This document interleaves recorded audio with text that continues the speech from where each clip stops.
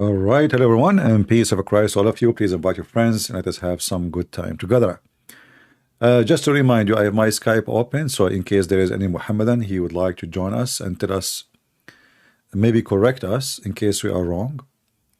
You know, the Muslims, the Mohammedan, they have always their way of coming with things, but the second you ask them to prove it, they are out of the scenery. As you see the title, who is the author of the Quran? You know, the Muslim, they make nice graphic and you know, like light coming from the Quran. You know, if I type about Quran now and I search in images in Google,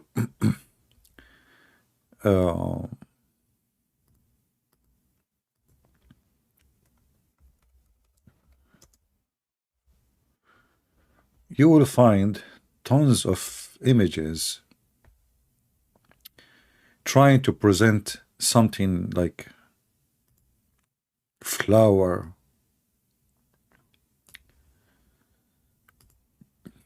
there's a flower in the Quran, there is lights is coming from the Quran,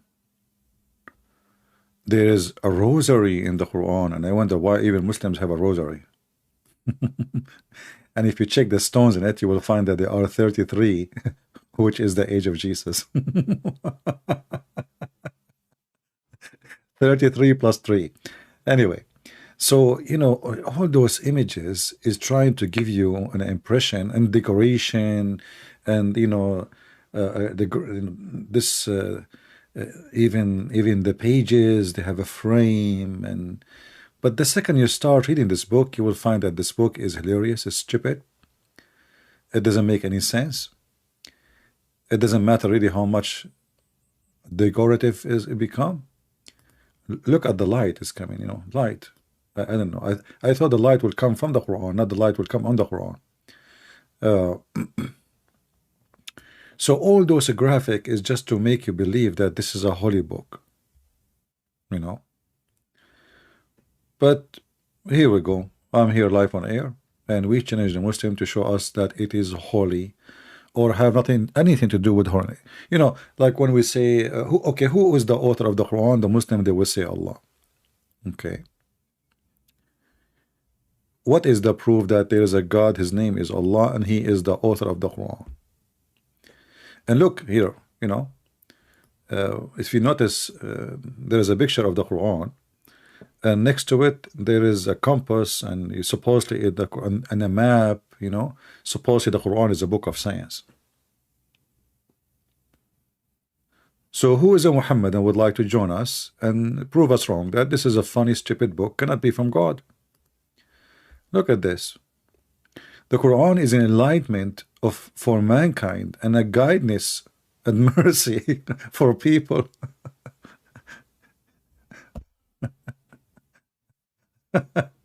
I mean, all those things together. Yeah, it's a mercy for people, you know, like we beat the women, we cut the head, we cut the hand if somebody stole an egg. And if you are a big thief like Muhammad, kidnapping women from their houses, you are the good guy. And look, this guy, he have a heart on the Quran. So who is here? His heart is with the Quran. He would like to call us and show us how the Quran is ready from God. Before we start, you know, somebody send me email, say, Christian Prince, you have a vision before that you saw Turkey have a big earthquake. It happened. I said, no, this is not what I saw. The earthquake I saw in Turkey, it was really massive. I mean, really scary, massive. This is nothing. So this is not what I saw, you know. Yeah. I hope my vision is wrong, but what I saw, it was really, really scary. I saw the earth moving like waves, you know, the waves like ocean, very massive, very, very, very scary. So this is not what I saw. This is a small earthquake compared to what I saw. Anyway, and another topic we know before we get some Muhammad in here, We hear lately in the news the Pope saying the Pope is making poo-poo. You know, the Pope is making poo-poo. And you know, here we don't differentiate between the Christians. We don't divide the Christians, Catholic, Protestant, Orthodox. All is the same. But lately we have from all the churches a trend, trying to, it sounds like they are trying to promote that it's okay to be a sinner and to be a gay or to be, my friend, anyone who says such a thing, he is no Christian. Doesn't matter who is he. He is a Catholic, he is a Protestant, he is Orthodox. Those are evil people trying to fight the Bible. We do not. The scriptures is between our hands, and we will not let the devil play with us. We are not going to have a moderate gospel. All right? We will not, and we will never accept any. The Bible says it clearly, let him be cursed, the one who preach other gospel. So this is not our gospel. We know what the gospel said, and anyone who says something, it's not biblical, he is Antichrist. Not as a person, but his teaching is a false teaching of an Antichrist. So be aware and don't be foolish and don't listen to those people. This is why they are in the news, they are in the news for a reason. And look like the previous Pope, he died a week after this guy, he is out of the leech, and he start promoting, stuff like this. So we stand against those evil ones, and they don't present Christianity, and the Bible is there, and anyone can open it, and you can see what the Bible say. You do not need me or the Pope or a bishop from any church. You have the book, my friend. You have the book of God. Anything else is false. All right. Now we go back to our topic, and we will warn about this every day, because they're trying to push it hard between us to make us believe in such a thing. This edict, he even said, like certain sin is not a crime. So why God he burned cities? Look like this Abdul Pope, he is the same as Mohammed. Mohammed, he taught the Muslims that all sin is forgiven. In Christianity, no. In order to be forgiven, in Islam, you do not need even just say Shahada. Even if you die with your sin, as long you don't associate with Allah, a different God, well, you are fine. All right? If I show you the Quran, you will see this is what the Pope, the stupid Pope, liberal, this is what happened when you have a liberal idiot in the chair. This guy, he have to go soon. I hope the Catholic, they will vote him out and get rid of him and send him to the zoo.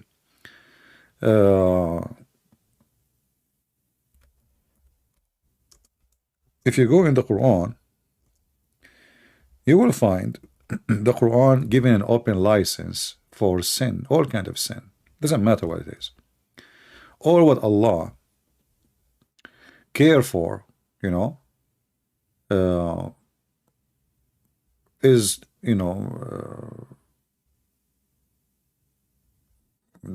just worship him.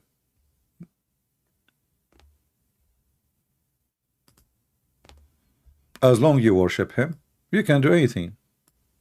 In Christianity, no. Let us make it simple and clear. This is chapter 4, verse number 116. Anything except associating someone with Allah is forgiven. In Christianity, no. As simple as that. Isn't it Jesus said it's better for you to take your eye, pluck it out, better than go into hell? to hell. Yeah. Well, those people, they believe in God and they worship God, and he was speaking to them. It's better for you to take your eye, destroy a part of your body, better than go into hell. So don't let those people fool you. They are teaching Islam. They are not teaching Christianity. Islam is a religion, is a lousy religion, and the heaven of Allah is nothing but sex toys and sex, men with men, women with women, with the children's. I mean, it's just a sex ground. Do we have any Mohammedan would like to join us? As you see, you know, as long as we are talking about the Quran can't be from God, the second you read the Quran, especially if you speak Arabic, you will see how stupid it is.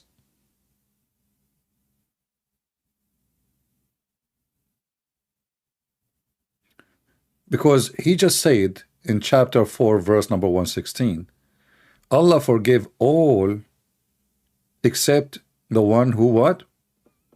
Will associate with him. But do Satan associate with Allah? No. So, and then he cursed Shaitan supposedly, like,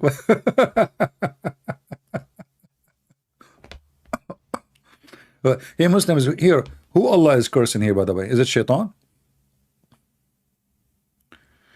You know, I mean, this is how stupid the Quran. The Quran says Allah, he forgave anything except shirk. But according to Islam, Shaitan, he never commit shirk. Never. Actually, he never even disobey Allah. Because when the Quran says that Allah, he ordered the angels to bow down, he ordered the angels. Shaitan is not an angel in Islam. This is why I found the Quran is very laughable, very stupid, written by an ignorant man, and you know, it doesn't make any sense. CP, you sound not as usual. My friend, maybe you change your speakers. My voice is the same. Yeah. I ate today. I cooked yogurt and meat. Have you ever eaten it? Maybe that affect my voice. Too much acid. So, you know, Allah forgive all sin except the one who associate with him. But Shaitan in Islam never associate with Allah. He never worship anyone beside Allah. In fact, the Quran confirm that Shaitan, he worship Allah. You know, if you go here,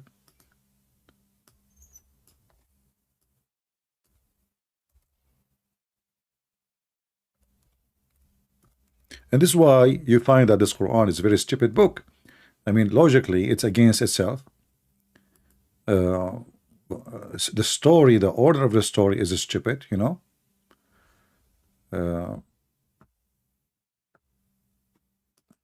Everything there doesn't make sense. In chapter 15, verse number 39, Shaitan is worshiping Allah and call him my Lord. And as you see, Shaitan and Allah, they made an agreement.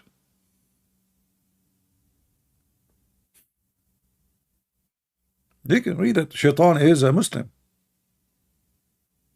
It's in front of you. You know, if Shaitan saying, oh my Lord,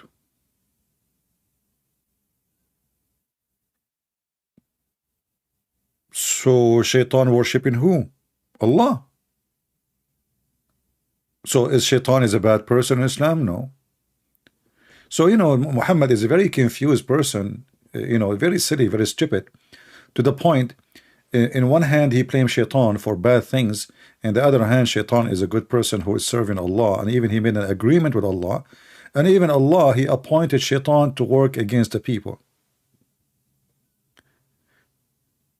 And this is why we see that everything in this book is stupid.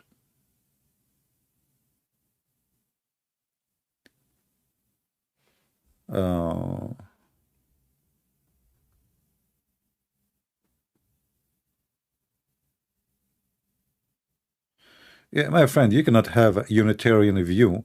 Unitarian view You see, we are the Unitarian, even though we call it a Trinity, because Trinity is being Unitarian. We have one God. So Unitarian view is, it's not up to you to decide what God can be. Same time, what is the problem if God is three person and one in the same time? Is he God? He can do, he can be, or he is just a design, like you call Apple, you say, I want a phone with 5 cameras, or 1 camera, not 3 cameras. So, here, a human being, sometimes he's a silly. He want to design God as he wish. If God, he said, he is spirit, then he is a spirit. If God came as a man, then he's a man. If God, he said, I am Christ, then he is a Christ. So it's not up to you. What if God, he says he's a million God?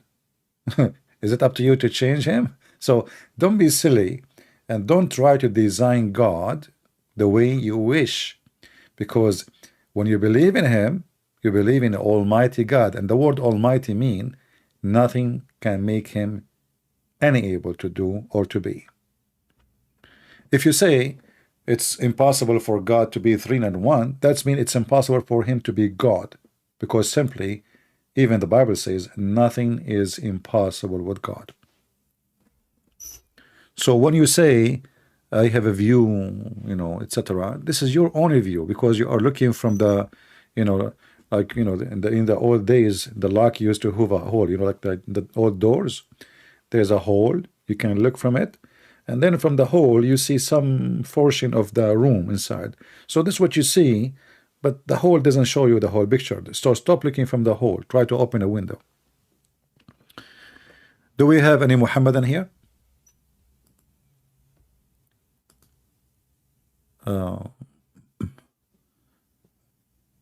Okay. I am a Muslim from Palestine.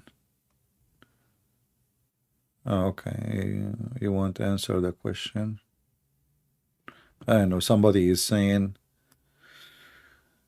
let us see what this gentleman he want to say.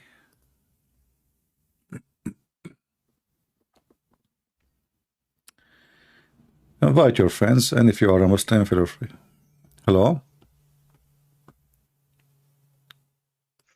Let me put the speaker. Okay. There we are. I'm sorry. It always. Where are we at here? All right, my friend. So did you see the title of our topic? I don't know. You are saying to me. So we have complete privacy. Hello? Can you hear me? Yeah, we are live on air. You know that, right? Always. Okay. Always. Yeah. So, what you want to say to me? Your imam? What he said? I don't know. Okay. Thank you for taking my call, as you always do. I'm just a little. Anyway, I'm gonna stick to the point. I always go all over the place. I'm not gonna do that here. Okay. I called the imam. The imam was on vacation. This is my local imam. This is a guy that I pray to. I, prayed Fajr with. I prayed next to this guy. Okay, so I called him. I left him a voicemail. Then I called him again. He called me back, and I asked him, some pretty, controversial stuff, or stuff that he would never imagine a Muslim to ask. Like, why did Muhammad rape SOFYA, lie to his wives? What, I asked him like 6 or 7 questions like this, right? Mm-hmm. And he refused to answer me. No, I don't know. I told him, you know what? I told myself yesterday, like, I'm just done with religion. I don't care. Then I don't have to believe in a story. I don't have to believe in a people. I just believe in God, because I'm anxious. I've lost my mind. I don't think anybody really understands. I'm with the religion. Then I know I had the dream of Christ. I felt him. And somebody else described seeing him in a dream was like being electrocuted, and that's how they felt. And that's how it was for me. And it's just, I didn't dream of Buddha. I didn't dream of Mohammed. I didn't dream of, anybody else. I had a dream of Jesus. So I don't want to let this push me away from religion, Okay. So what I'm we just really upset. how I'm I can beyond help upset. you, how I can help you today. You know, we spoke before, I remember. And like, did you came to a decision if Islam is false or it's good? Islam is clearly false because if, I Okay. mean, Yeah. I just, you know what, I'm struggling with one thing mainly. If you could tell me what you think about it. Mm-hmm. For example, in the Quran, like these quote unquote miracles. I know you don't think they're miracles. Like the temperature of the sun is 5,778 degrees Kelvin. And Mm. then the word sun in the Quran appears the first time, and then the next time it does, there's 5778 words between it, right? So the Muslims say this is a miracle. It's a miracle. Look at it saying the temperature of the sun. How could Muhammad know this? So when you say that somebody's speaking to false gods, even if they prophesy and it comes true, is that what you're speaking of? Because I'm just really, uh, You I know know, first of Muhammad's all, actions were bad, my but then friend, it's like my friend. Uh, I'm really worked up. I'm sorry. yeah, I'm cold. I'm outside. I'm in the car. no problem.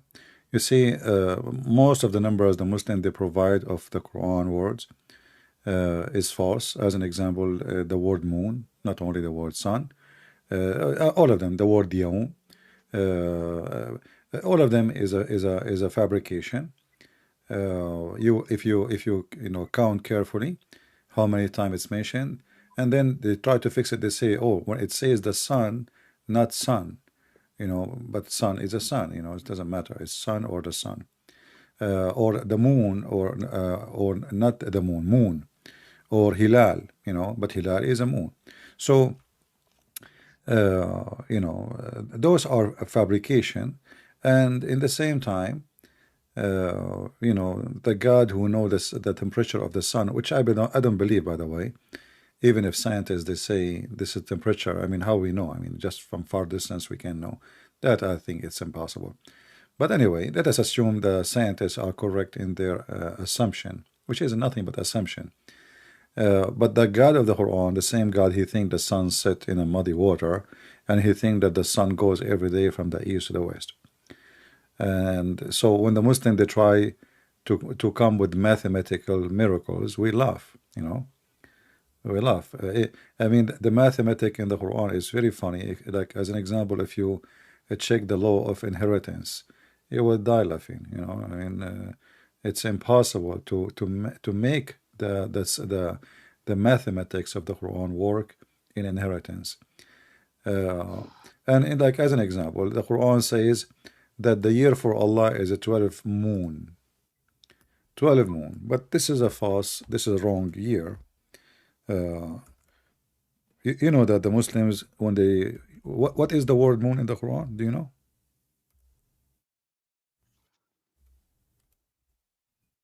Are you with me? Qamar, moon, Qamar, Qamar, right? Qamar, yeah.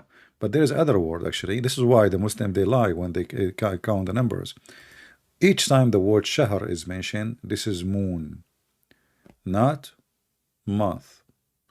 The word shahr in the language today is used as a month because simply this is what we know. I mean, the word is not even Arabic.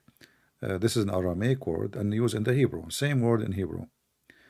Shahr is a word mean moon. This is why you will see the Quran says, whoever of you witness the moon of Ramadan, the moon of Ramadan, not the month of Ramadan. You cannot witness a month. Right. Okay. Yeah. So You could whoever, experience a whoever, month. You could, whoever actually is not right? even say witness. It says sight. So whoever of you sight the crescent moon. So uh, this God who is claiming that the perfect year is a 12 moon, he is wrong scientifically. It is Well, that's false. the.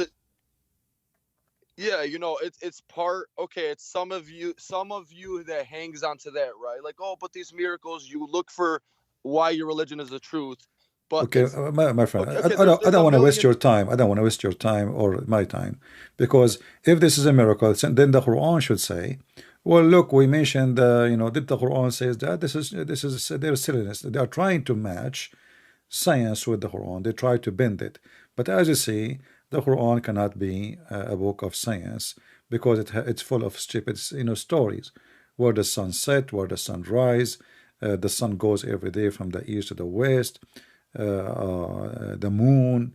The moon have two horns. The hail is coming from the sky, from mountains in it. The baby, the sperm, the women have a sperm coming from her ribs. So either this is a book of science or this is a book of stupidity. So now I can go and I make a calculation. As an example, all those numbers, by the way, made by someone, the Muslim themselves, they killed him. His name is Rashad Khalifa. Correct? I never read about that character. Yeah, they killed him. He was in Arizona because he have to delete some verses from the Quran. Oh, in the order guy to make... that wrote that. I'm sorry. I thought he was from the Salaf or something like this. No. Rashad Khalifa is a person who was living in USA. He have a PhD. He have a PhD, I think, in chemical something. So even that he uses like calculation, etc. But all is a fiction. And then the Muslims. The thing. Here, I just want to. I'm sorry to cut you off. You're not gonna waste my time. I wanted to call you. It's always an honor. I don't want to waste your time. You're not wasting my time. Why do you think the Imam doesn't want to answer my questions on the phone? When I asked him about some Shia stuff, he answered me on the phone when I called before. He wants me to come in. He said, "Oh, I'll answer your questions." Like, I'm starting to see that without lies, Islam dies. Because he froze when I asked him these questions. I said, why Muhammad did wudu in a puddle with dead dogs and period blood? Why Muhammad did this? Why Muhammad did that? Yeah, this is science. He said, oh, and that's science. That is science because Muhammad said that water is always pure. Here we go, science. No, is that science?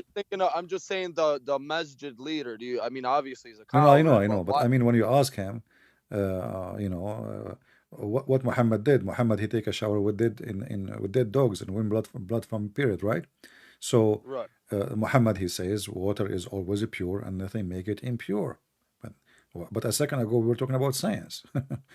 Right. So you're saying it's ironic to even so the Muslims, the Muslims, they live in hypocrisy, and they don't want to see the reality that all the fiction they are trying to come with as numbers is not even exist in the Quran. And any Muslim can call me right now and we can laugh, And actually, not only that. You see, the Quran, according to the Muslims, not to me, chapter of Al-Ahzab used to be equal to the chapter of Al-Baqarah. So the chapter of Al-Ahzab, that's mean more than 211 something verses are missing. So how many times the word sun or moon is mentioned in that chapter and they are gone. So most of the Quran is not even exist. But when you are bankrupt, you try to make it scientific. Like the iron, Allah he said we send down the iron to mankind, but Allah he sent down the iron after the mankind is exist, not before. That's what science says. Science says like some of the crust of the earth have iron coming from meteors, but not all of it. The magma is all of it is full of iron, and even our blood is full of iron. So if we don't have a blood, actually, if we don't have iron, we die immediately. We get anemia and we die. I want to say this. I'm going to say this live on air. I want to say this right now. I experience now what Christians experience because I defend Christianity and I'm questioning Islam on certain, social media sites, and I see they disrespect Jesus and they say what do you want to do? You want to worship this guy, and they're calling, like, you see it from the outside looking in, and then you see like, man, this is really messed up. Like, you're immediately outcasted and whatever. But as far as the Unitarianism, brother, like, I want to say, would you consider them believers? Because I want to say they're accepting the Son, they're accepting the Father, but they're saying they're completely separate. Well, for me, anyone who don't agree with the teaching of Christ, he is not Christian, because it's not I choose what I believe in. So either you accept the whole thing or you don't accept. So accepting the Son, how you accept him the Son, but you don't accept him from God the Father, the Son, the Holy Spirit. So either they believe in the tree, or you believe just in one. Just in a branch. Okay, that's Yeah. a good way. Yeah. Yeah, because I wanted to say that. Okay, like as far as the Trinity, I don't know. The same guy that I talked to, this Christian guy, he said it's the same way. Like you can't question how God manifests himself, kind of thing.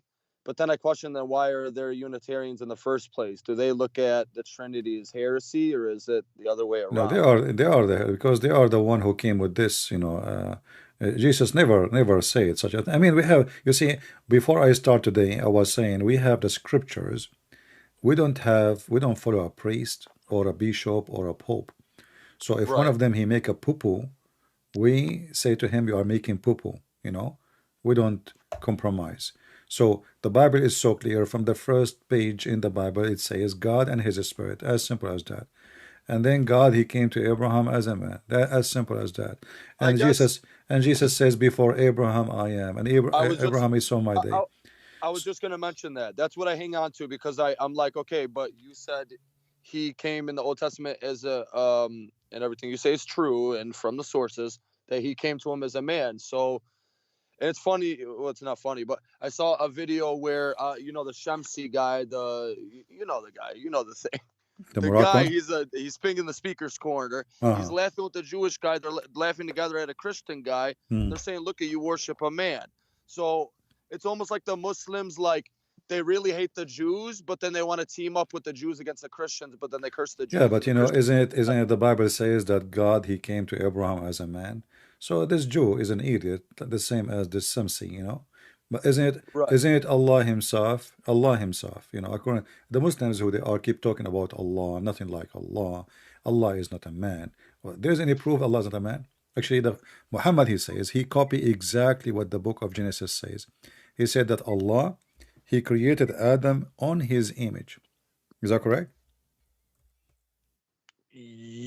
If you Yes. go Yeah. right now, if you go right now and search for this, you know, you will find that this is exactly taken from the Bible, word by word, letter by letter. So, Okay. Okay. So you there's no know, Orthodox Christians that because okay. So like what about the thing when they said the Holy Spirit doesn't come from the Son? So like who believes that the Holy Spirit comes from the Son? what do you mean, Which come from the which sun? Christians believe that? Because I know that like the Orthodox strictly don't believe they only maybe I'm getting this wrong and I'm always sure when I speak of things, but this is I'm a little unsure of. That's why I'm asking. Hmm. Don't the Orthodox reject the notion that the Holy Spirit comes from the Son? No, my friend, the Lord Or does when the He Holy said, Spirit come oh, from hold the on, Father? no, okay, it's not about it come from who. It's the Holy Spirit is a person exists by itself. But when Jesus said, I will leave and I will leave with you, I will not leave you alone.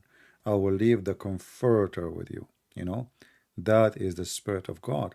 So so when we say that the Holy Spirit, the Holy Spirit is not the Son, is not the same person. So I'm leaving, but I will not leave you alone. The Spirit, the Comforter, will So be with you. what is the hypostasis? Like what is that? That's the essence, right? The Greek word for like the hypostasis. Like I'm not a person really who speak Greek, so to go in no, details. I don't care for the word. I'm trying to Yeah, understand it. So this God is one. You believe God is one. One God person. is one, One. three person. He manifests himself in three way, three-person, and So when Jesus the saw me in man, my the dream, Spirit, that's and the God. Father. Huh? When Jesus saw me in my dream, that's God. Because he didn't say anything. I said, "Can you make me strong?" Like you looked right at me, and I never felt anything like that in my life. And I woke up, and I never been so happy. And I told my mother this, and I just want to say for the record that she was saying she was kind of raising her eyebrows too, that the guy wouldn't even answer a simple question on the phone. And then she said, "I really respect Christian Prince that he'll take all the questions you want." And I said, "Because he works for the Lord, but if it was the imam and I wanted to donate some money, then he would have, it's okay, man. It's fine." I'm Yeah, just very my upset. friend, Thank you for taking my questions. I don't want to take up your whole yeah, podcast. but You're over. you have a dream. But for me, I don't believe in God because of a dream. But No, if of course but not. Of course. but you know, simply, if you are seeking the truth, and you know you are intelligent, you read, you educate yourself, you don't just follow people blindly, and if you have a feeling in your heart, I think that all will help you together to find out the truth. And the dream, it may be God giving you a hand, but I don't know what you saw, so I cannot judge. It might be from God, it might be not, I don't know.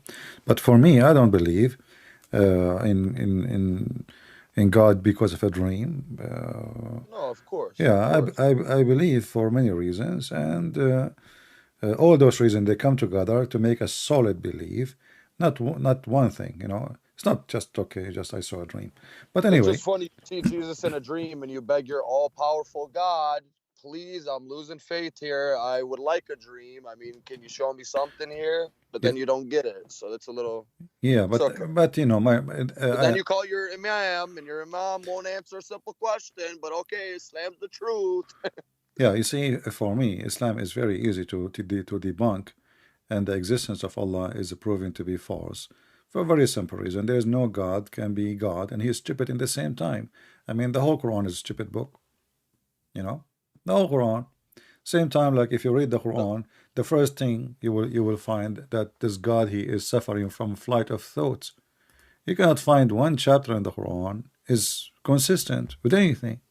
You know, like you go in Genesis, Genesis is speaking about, you know, Genesis, step by step, step by step. You step go by in the step. Quran, okay, what is the beginning, what is the end? You tell me. Yeah, it's not What even in order. what is Yeah, the I know. beginning? I, I I, challenge any Muslim to tell me what is the beginning. What is that? Al Alaq, And I where is the think. information? What is the information? Where is the knowledge? Where is the education? Nothing. This God, he jumped like a monkey from place to place. You know. I want to say for the record right here, right now, that I've noticed that I'm experiencing that. Let's say Christian Prince, if I wanted to become a Buddhist, the Muslims are not going to have a reaction like this. If I want to become Hindu, if I want to become this or that, when you, a Muslim, wants to learn about Jesus from a non-Muslim narrative, they want to raise hell, So it's just, you got to look at everything. You got to look at the essence of how people treat you now when you're studying Christianity. You got to see, how do I feel when I think about Muhammad versus Jesus? So you got to look at, so multifaceted, right? You got to look at all these things. Mm. But as I always say, you're a big part of the journey. I'll let you go. It's been wonderful. But I mean, as always, your advice to just start with the Bible, and like, how do you get baptized? You just go to any church and just say, I would like Well, to first, accept. first you accept the Messiah. You read the Bible carefully. You understand. And I advise you to read the Bible first before you accept. Right. Understand it carefully, and then when you feel that it's time, you feel. Just not just. I understand. You feel that it's time for you to become a Christian. Then you find a church and you do baptism. And baptism Oh, simply you are going to be born. You see, we were talking about the Unitarian and with the Trinity. You will be born again by what? The Spirit. It's there. So okay. how they say it does not exist, that's silly. So you will Right. be born again with the Spirit, which means the Spirit of God will be accompany you and in your journey of your life. You are born already, right? But this is why we say born again. But Born again. there's no human being will be born twice. But with God, you will be born again because now you will have a journey with the Holy Spirit, and the Holy Spirit will help you to fight, to resist all kind of evil things around us, which we see every day. Okay. You know. Okay. Yeah, because I want us to thank you very much. And because, I grew up with everybody. I was friends with everybody. But oddly enough, I really have a lot of friends from all different Christian, whatever. I know you guys are all Christian, fight about this and sect that, whatever. So I already told a lot of them that I want to, talk to them more and kind of learn more from them, because they're people I trust, I grew up with for 20, 25 years. So, yeah, just thank you for everything you do. Like, you're just working every day to, wake people up. I appreciate it. You're So welcome, my friend. I will be happy soon to hear good news from you. thank you, man. Take Thank care. you. I'm, Take I'm care. really being patient. So thank you. Take care. Okay. Bye bye. Thank you. Bye bye. Yeah, during the time we were talking, a person, he volunteered to speak about the Pope. He said the following. He said what Pope Francis had was compassion and empathy. Empathy with what? Hey, my friend, you and your Pope, you know, I mean, that is a shame even to say empathy. What empathy? I mean, the book is so clear, my friend. What empathy? Your Pope is a poo-poo. Sorry to say. Literally is a poo-poo. Like Muhammad. Empathy. Instead of rebuking people for their sin, now we are saying it's okay. Oh, it's a sin. It's not a crime. So why God destroy cities and burn them? You know, God, he kicked Adam for an apple from heaven.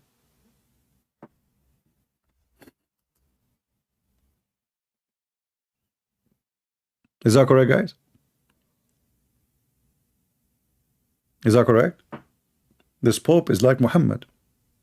The Quran says Allah forgave all kind of sin except worshiping with him. So go, be homo, sleep around, kill, rape, yeah, you know, etc. For the sake of an apple, Adam and Eve and you and me, we are out of heaven. And the apple does not present an apple. Do you think God is so cheap? Like, hey, you ate my apple. The apple present, it doesn't matter how small your sin, you are cast out of heaven. You need to repent. You are going to hell. So when you say to me, he is showing empathy, I laugh at him. He is a false teacher. This guy, he is bringing shame. And the Catholics should get rid of him as soon as they can. Vote him out. Strike by millions against him. Hippie. This is the, you know, this is a guy from the Democratic Party of Joe Biden. You know what this guy is talking about. We have the book in front of us.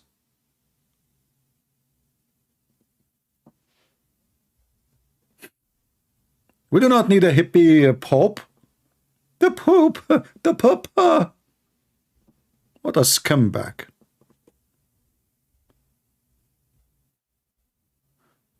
The Bible say it was a fruit. Here we go. Another person now he corrected me. It says a fruit. It's not an apple. Okay, my friend, it was a banana. Are you happy now? You know, like sometimes, you know, people, they are really silly. Like this is really the topic. The topic is about an apple. The Bible says it's a fruit. No, I insist it's an apple.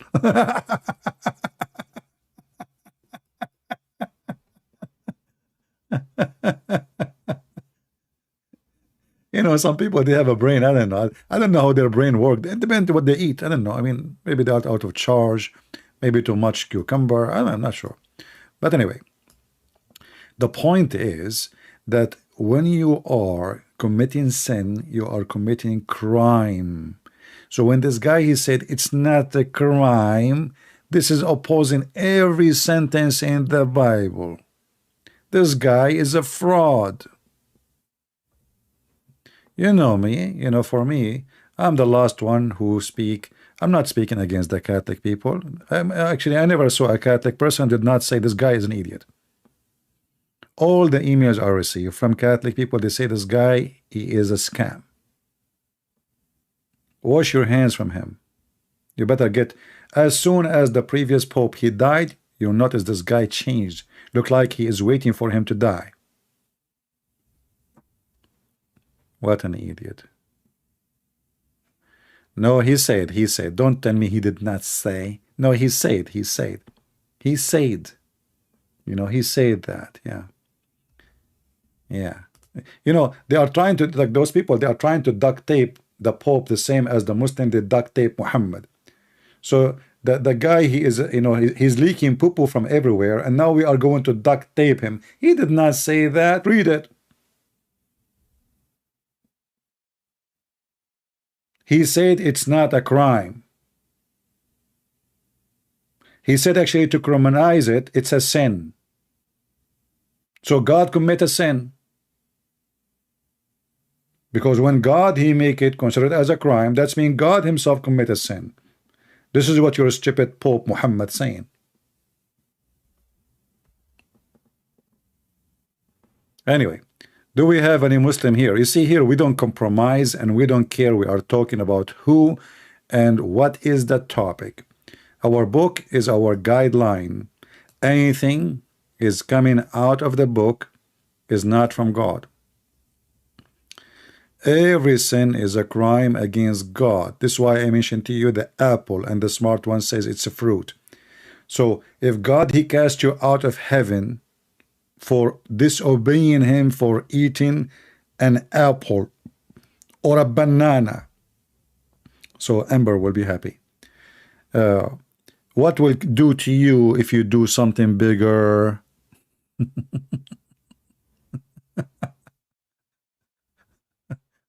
Hypocrite people. But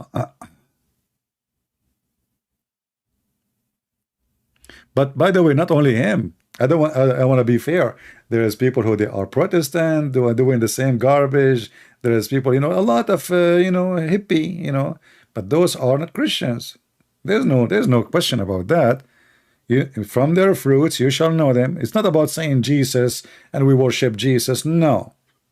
When you promote sin and you have empathy with sin, what empathy? I'm a sinner. I'm a sinner. I need to be rebuked and I need to be forgiven. What empathy?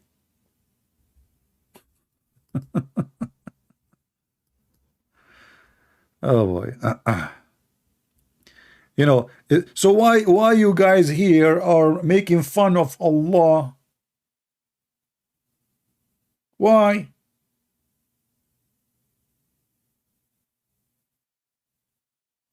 I mean, Allah, he says, anything, any sin, I advise you, or all of you, to become a Muslim then. Because the Quran says any sin, except shirk, Allah forgive. You don't even need to repent.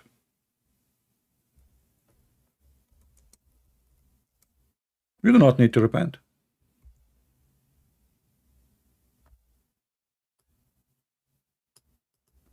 But this is not what the Bible says.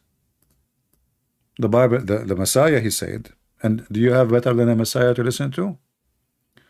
Not everyone says to me, Lord, Lord.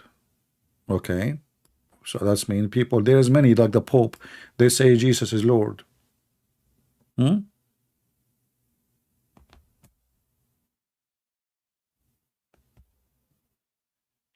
But they don't do the will of the Father. And what is the will of the Father? You know it.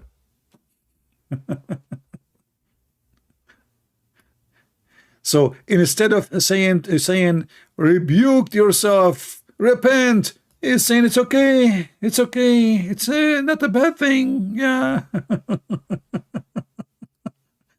Just a little sin. What a scumbag.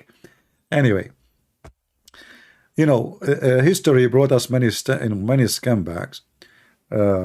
They can be Muhammad, can be the Pope, it doesn't matter. Always we stand against the false teachers, no matter who.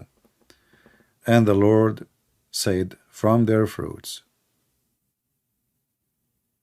you shall know them. I don't understand CP trying to say Catholic is good but Pope is bad. You see, the Pope is an individual. He's not the Catholic. He's a person. He will live for a few years. He will die. They will replace him. The same as you elect a president. He can be corrupt. He can be false. He can be good. Are you saying... No, we don't say even the Catholic or the Protestant or the Orthodox are good.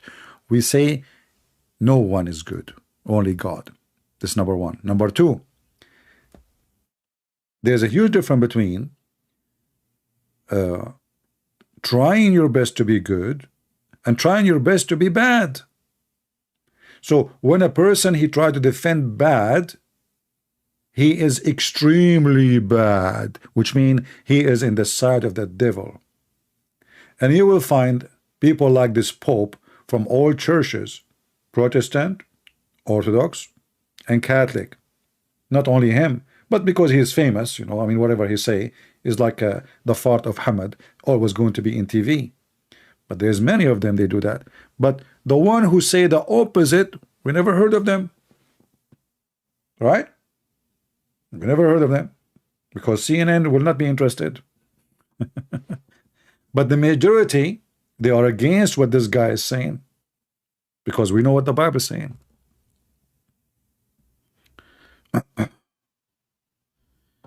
Yeah, this is why we say that we speak about individual, and God will judge individuals, not a group. So God will not bring Catholic alone, Protestant alone, Orthodox alone. No. From their fruits you shall know them. The fruit of every individual. So when God he call you, he will not ask you, trust me, if you are Catholic or Protestant or Orthodox, he will ask you for your fruits, not speeches. Anyway, do we have any Mohammedan here would like to join us? Anyone?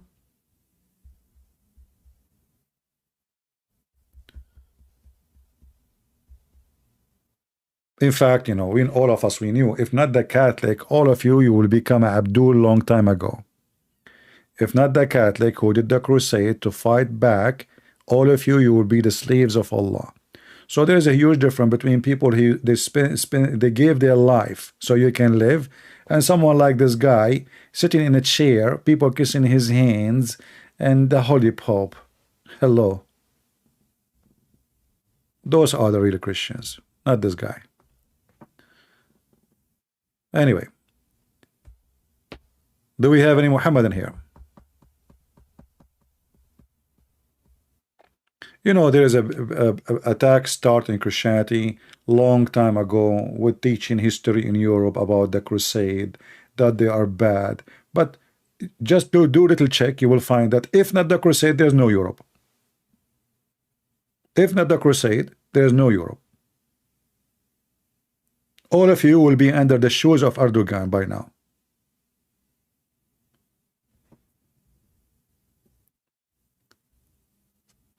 A Muslim saying Jesus is a human, how can you believe in a human as God? That is a very difficult thing, my friend. Is your God is a human, Mr. F? Is your God is a human? Because I don't know, I heard that your God is an octopus. So is it okay to believe in God as an octopus? What about you call me and tell me why your God Allah is an octopus? And if I'm wrong about how he looked like, please correct me. How Allah look like? Look at this false religion. Allah have two hands, but he's not a human. He have two eyes, but he's not a human. He have 5 fingers in each hand, but he's not a human. He have 2 feet, but he's not a human. He have an ass, but he's not a human. He have a face, but he's not a human. He have a back, but he's not a human. He have shoulders, but he's not a human. He have 2 right hands, but he's not a human. So what he is, a monkey? Would you like to help me?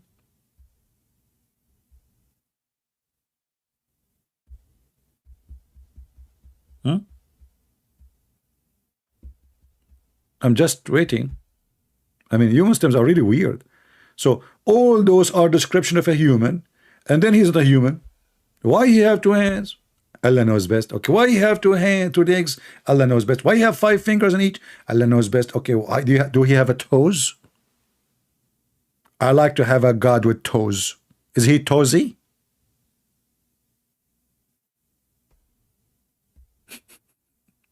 See, when the Muslim they ask question, they never ask themselves the same question. For us, yes, God can be human. Why not? If God cannot be human, then he cannot be God. If there's anything can stop God from being as he wish, so why you call him God? What if God decide to come as a cloud? Can you stop him? Abdul is philosophy is their best way to philosophy. Never discuss logic with Abdul because he will beat you so easy. You know, it's logical in Islam. Everything is like logical in Islam, you know.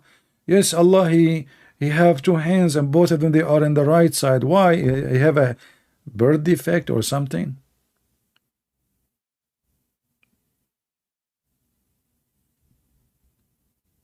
Do we have any Muhammadan would like to call us? Except they just complain.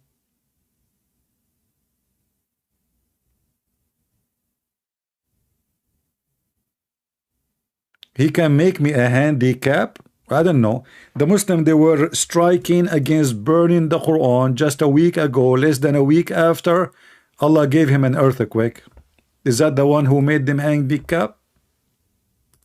The same country was going crazy against burning the Quran, the same towns, and now they have an earthquake. Where is Allah? Is that how Allah he pay back those who go by tens of thousands in the street against burning the Quran? He destroyed their cities. And as long Allah can make me handicapped, what does that mean? I will look like Muhammad? And what's wrong with being handicapped? Is that a curse? I mean, look at their stupidity. So based on what you just said, handicap is cursed by Allah. Evil. Secondly, my friend, I'm farting at your God Allah since I was a kid. I mean, your God is so slow, man. So, like, if I die tomorrow, Allahu Akbar, Allah, he killed him. You know, after all what I did, I will die anyway. I mean, I don't even get sick, my friend. What about Muhammad? How Muhammad he died? Maybe you think Allah he cursed him, he made him a handicap. I can show you the reference. Muhammad, he can't even go to the bathroom. He can't even pray. The last few years of his life, the guy is not handicapped, he's dead. So do you think Allah he did that to him? Actually, just to show you how stupid this book is, Allah he made that same threat to the Christian trying to scare them, Aka Muhammad. So Muhammad he told them, believe in me, okay? Before Allah he erase your eyebrows and your eyes and your mustache and your head will become backward, forward. Like what the heck? And then the Christian they said to him, Muhammad, we fought at you and at your God. Let us see if this will happen. And until now we are waiting. Have you ever heard of someone, he was a Christian? Remember, don't tell me this is in the judgment day. He said the same as we did to the people of the book, the Jews who broke the Sabbath, which means this is before the judgment day. They broke the Sabbath. Second day, they found themselves monkey takbir. Science. Nothing happened to the Christian. Read it. It was an empty threat. Chapter 4, verse number 47. And by the way, why this story exists in the chapter of the women? I mean, look how this book is organized, brother. Okay, where do we find this story? In the chapter of the women. You know, like if I say to you, the chapter of the women, what do you expect? A chapter about women. Correct?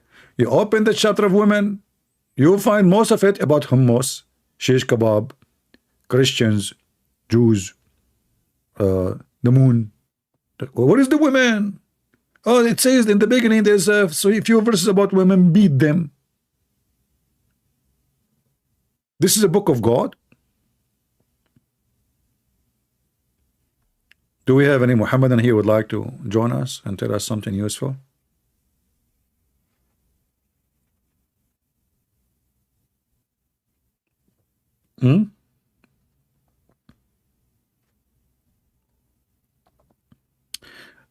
Lily Dawah made a video. Brothers and sisters, Alhamdulillah, the person who burned the Quran, his funeral was yesterday. Like, you stupid idiot, they are lying to you, they are fooling you, you idiot. And Abdul, do you want to challenge me? I can burn the Quran tomorrow, honestly. Tell Ali Dawah, if he accept that challenge, I will burn the Quran. I will give Allah 24 hours. You know what? 36 hours. After I burn the Quran, not only I will burn the Quran, I will step on it. I can do more stuff. I don't want to say, it's not nice, Yeah, there's ladies here, but I can do all those things, and I can challenge Allah to do anything of what those people says. I mean, Al-Qurmati, he destroyed the Kaaba. He took the black stone, he make it a poo stone. He screamed in the middle of the Kaaba saying, "Hey Allah, where are you?" And Allah did not do anything. And then the Muslim, to get the black stone, they bribed the guy. They gave him money to get the black stone back. And now you don't have the black stone. You don't have the black stone. Do you have it? Actually, one of the proofs that Islam is a fraud is the black stone. Not only because a stone is a stone and you kiss it like pagan. No. Let me show you why. Allah, he said, Aka Muhammad, that the black stone is going to witness for you until the day, like in the day of judgment. It's going to have two eyes, a mouth, etc. Very funny. But then if we go in the stone, which is going to stay until the day of judgment, we find that there's no stone left. They cheat. Liars. Everything is wax.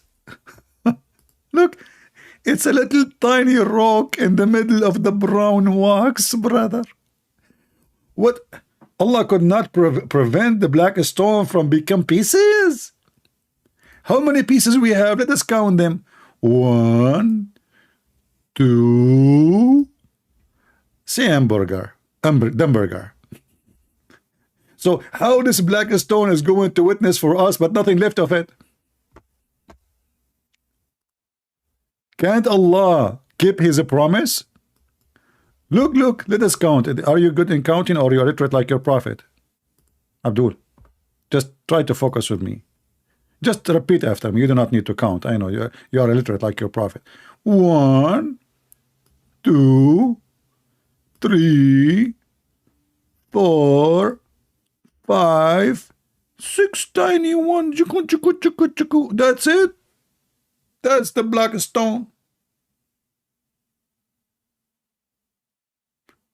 It is holy, sent by Allah. If Allah could not even, I can put, if you know what? If it was a piece of ice, I can put it in the Arctic. Is going to stay until now. Ice, not a stone.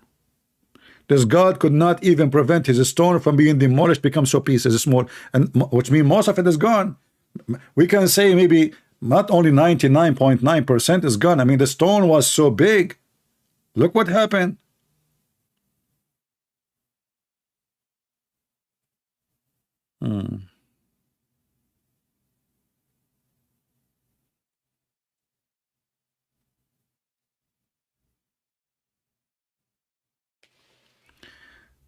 John said, Pope Francis, he said, God the Father does not disown his people. That is false, my friend. God will send you to hell. That is a fraud talk. That's against the Bible. Isn't it God who burns cities? Pope Francis said, yeah, stupid people. Did you even read the book?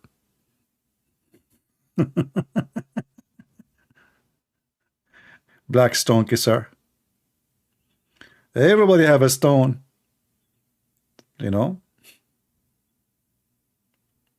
God don't disown his people. No, he disowned them. He will send you to hell.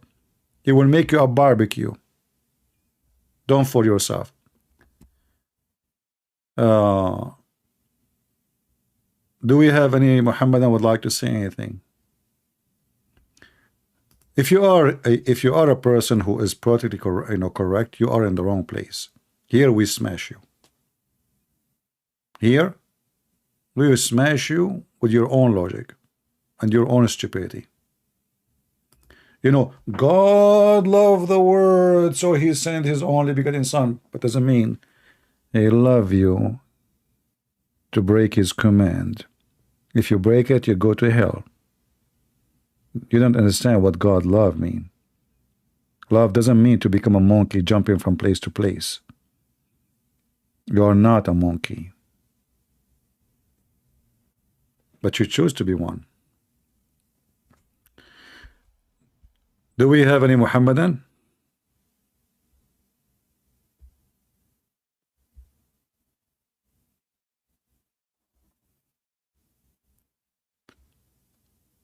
Anyone? If you're a Mohammedan, by the way, I can let you kiss the black stone.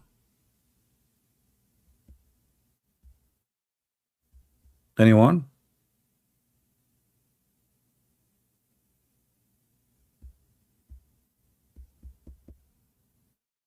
Nobody? Who is a Muslim would like to call us and give us any proof that the Quran is coming from God? I mean, you know, I look at the Quran, I found it very funny and very silly, very stupid. Actually, let me ask you a question, Muslims. Where the Quran start? If you open the Quran, page number 1, is that really how the Quran is like start? Huh? I mean, look at this. Look. You ask the Muslims, who, okay, is that the first verse of the Quran? They say, no. This is how it is today in the Quran. We change location. Or why change location? Because it's better.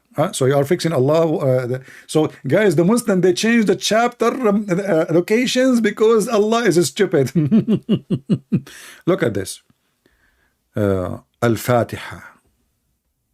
Okay, Muslims, you type in the top Al-Fatiha. What does that mean? I mean, if a Muslim, all of you don't speak Arabic, what does that mean?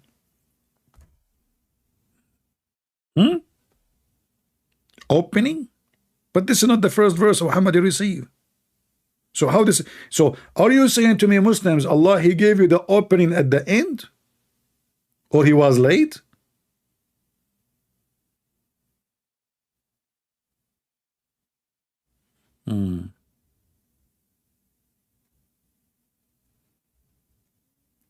In the name of Allah, the most beneficent, the most merciful. Who is talking? Allah. Have you ever heard of how this can be God talking in the name of Allah? You see, if the angel is saying in the name of Allah, that makes sense. But the Muslim, they say no, the one is talking is Allah. So Allah, He sent a message to Muhammad saying in the name of Allah.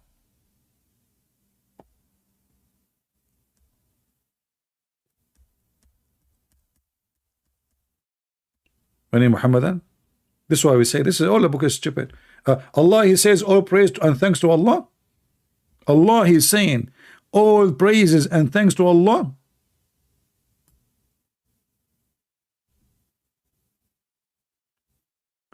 You know, if the Quran, Muhammad, he was trying to make verses like when they asked Jesus how to pray, he said pray like this, our Father art in heaven, right?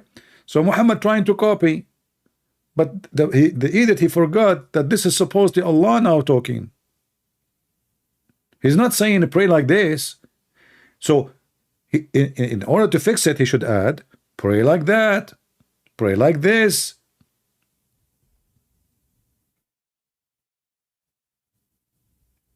Do we have any Muhammadan? Mayday.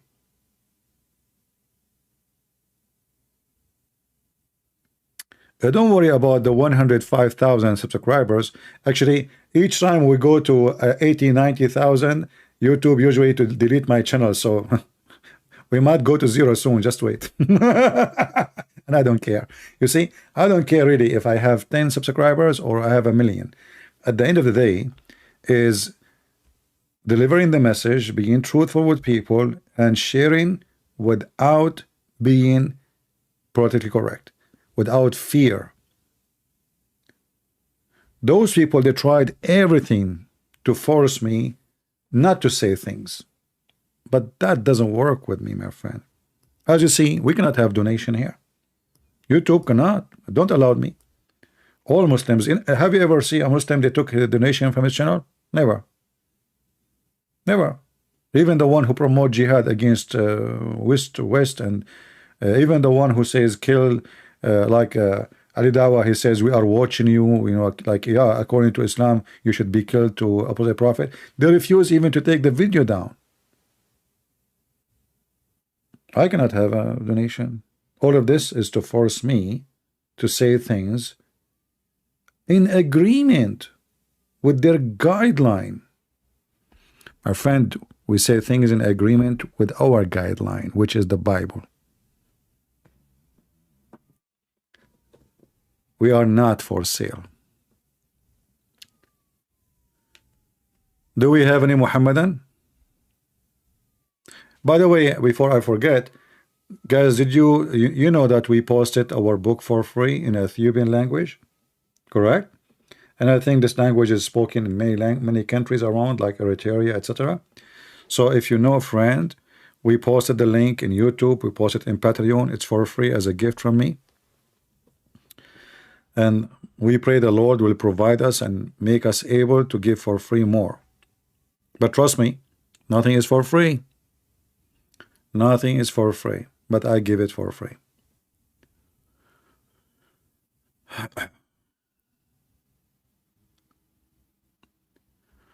What is the metaphor for the chapter of Muhammad White and Pitt?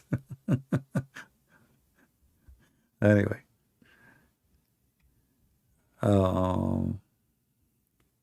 Yeah, you know, this is how you need to remember that you as a Christian fear nobody in what they will say and how they will judge you.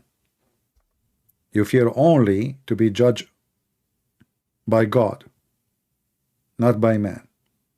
The second you start compromising and agreeing with the word, you are of this world. You are from it. You are doomed. Be careful. When you have a discussion with somebody, don't compromise and become a rabbit.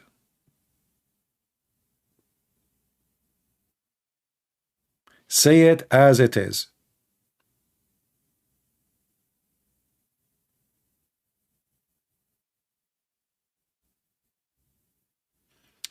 Actually, not yesterday, not today, yesterday. I went to a place, you know, like it's a nice place. You know, like it's sunny, nice weather, like, you know, in the winter when you have sun, that's a blessing, right? So there's a guy next to me, and he, you know, I mean, he left all the places and he came and he sat close to me. And then he started talking on the phone, and he keep talking. Yeah, let me talk to this guy. Let me talk to that guy. Let me talk. So I decide to move away from this person. Yeah, I'm trying just to relax, you know, like enjoying the sun, which is something you don't have always in the summer, right? So, and then the same guy, I moved to a different place. The same guy, he went to it's in the park.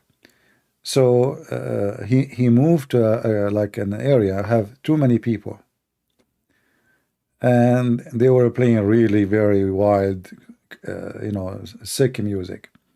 This guy, he have, you know, his phone, he put he put the Christian songs. Remember, at the beginning I did not like him. You know, I found him like, I mean, he's like, you know, intruding in somehow, like, you know, he came, sat next to me, speaking on the phone non-stop, and I don't want to hear any conversation. And then he put his phone and he put Christian music. Then those people, they start looking at him, and they have a big speaker, you know, they have a stereo. So his phone is nothing compared to what they have. But imagine the phone music made them back up and go.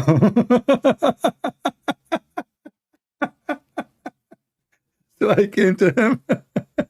I said, that was a good trick. He said, I know. They cannot take it. The devil inside them, you know, I know they will back up. You know, the whole song is F word, dirty, drugs, you know, crazy stuff. A little song in little radio. He did not say anything. He did not speak to them. You know, he did not debate with them. But this guy obviously is a Christian, and I am the one who did not like him in the beginning. So I sat with him, and I said to him, you know what? You were sitting next to me in the other place. You know, I don't know if you remember. He said, yeah, I saw you. And I said, I moved away because you were talking too much, and I got bothered. I said, it's okay, I understand. I said, but look, now I'm coming to you to talk to you. Isn't it funny? He said, it's okay. And you know, like, yeah, but that means, are you a Christian? I said, yeah. So like, we walked together. We spoke for some time, and all this time he have his phone and he have a Christian music in his phone. So You can fight the devil even in a very simple way. He did not even open his mouth. He's just playing a Christian music, worshiping the Lord from his phone. And you know, it was an example for me that I don't judge people by 5-10 minutes. I mean, the guy, he's talking to everybody. Okay, let me talk to etc. And then, oh, hey, how are you, etc. And you know, he have a countryside accent, which is hard for me even to understand sometimes. But this guy is so busy in the phone, like he's talking like maybe to, I don't know, the whole tribe maybe. But in the beginning, you judge a person.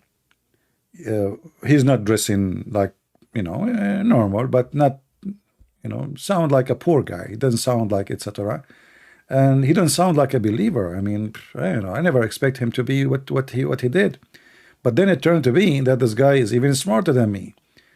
He did what I never thought about. He went between them. He set just the table next to them. He put the Christian music, and he is singing with the phone, loud with his voice. Wonderful man. Welcome, my friend from Bangladesh. Good to have you. No, not. I don't know what kind of accent. You know, for me, all accent is accent, and my accent is different accent.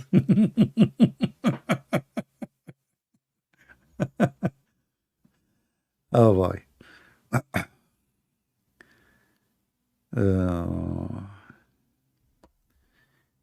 Do we have any Mohammedan? Until now, we have 0 Mohammedan try to call us.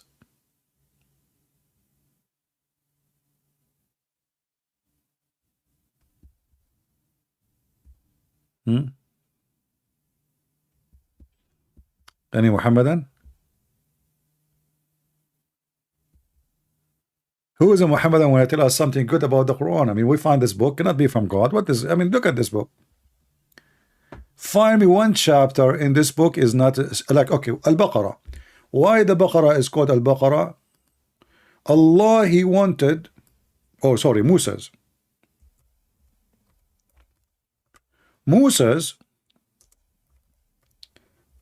A Jewish guy got killed. And then the Jews, they come to Musa's. They said, Shalom, Moshe. Habibi, Moshe. We have Jack Shalom got killed by somebody, Moshe. We need to find who killed him, Moshe. So, can you ask Allah, Moshe? So Moshe, he went to Allah. Taradam, taradam, taradam, taradam. Allah, he answered.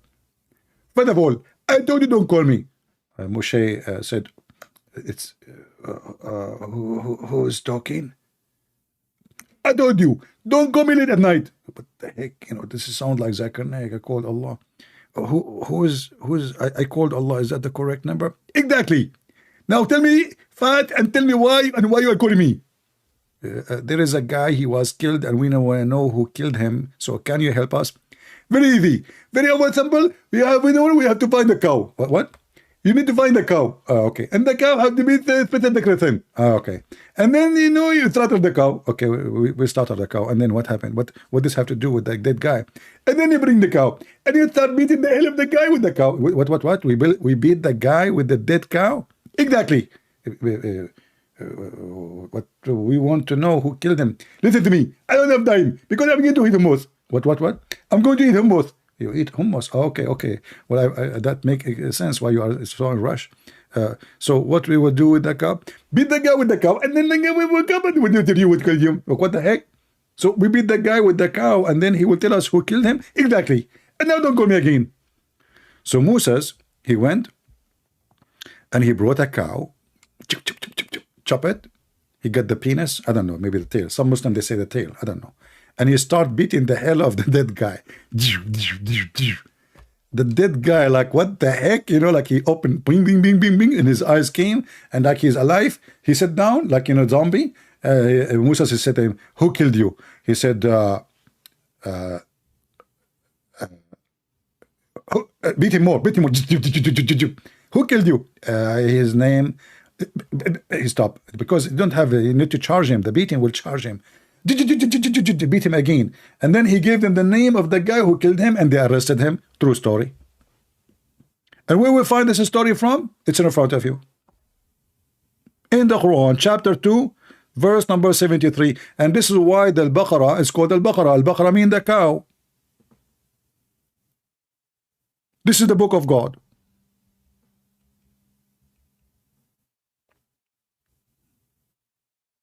And not only that, it says, and this is how Allah, He resurrect people from death. Allah resurrect people by beating them by cow. Read with me.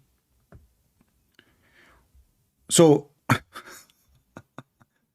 and by the way, if if you read the story, it doesn't say anything. I mean, the story is so stupid, man.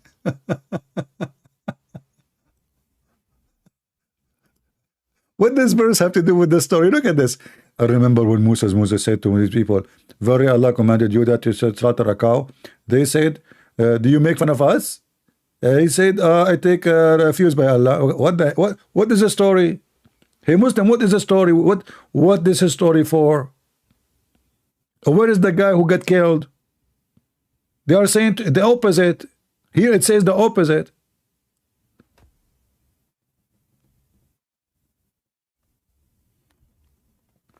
Muhammad, he take a story from the Old Testament, he add his own spice, and the story now is different story.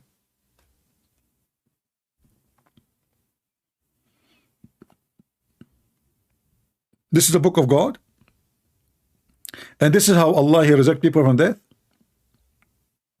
So in the judgment day, Allah will need a lot of cows, man. Allah will become like a butcher. He's covered by blood. And look, we cannot just use any cow. It have to be certain cow. It's a cow neither trained to till the soil, nor the water in the field, sound having no other color except the bright yellow. What? Bright yellow cow?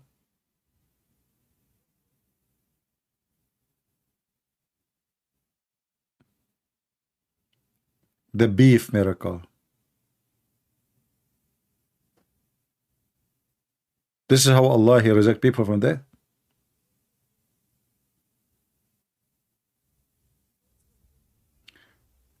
Remember when you killed a man and fell into dispute among yourself as the crime, but Allah brought forth that which we're hiding. What about you tell us where is the underwear which Muhammad he stole, like he been accused that he stole? Until now we are looking for it. This is the book of God.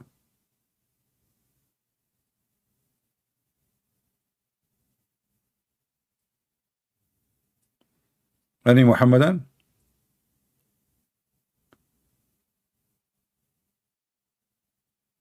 They asked Muhammad even an easier question, like, how many sleepers in the cave? Look how Muhammad is a, this guy is a philosopher.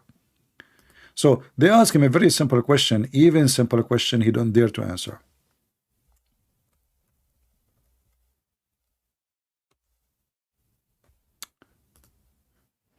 Hey, Prophet, how many people they slept in the cave in the story of the Christians? So Muhammad, you do not know. In order to cover his ass, because he's afraid if he say 4, he might be wrong. He might say 5, he might be wrong. If he say 8, he might be wrong. It might be 7, I don't know. So look what he said. Look at this. This is God talking. Okay.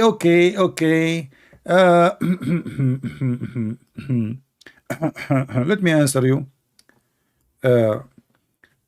So imagine now, I call Zakir Naik.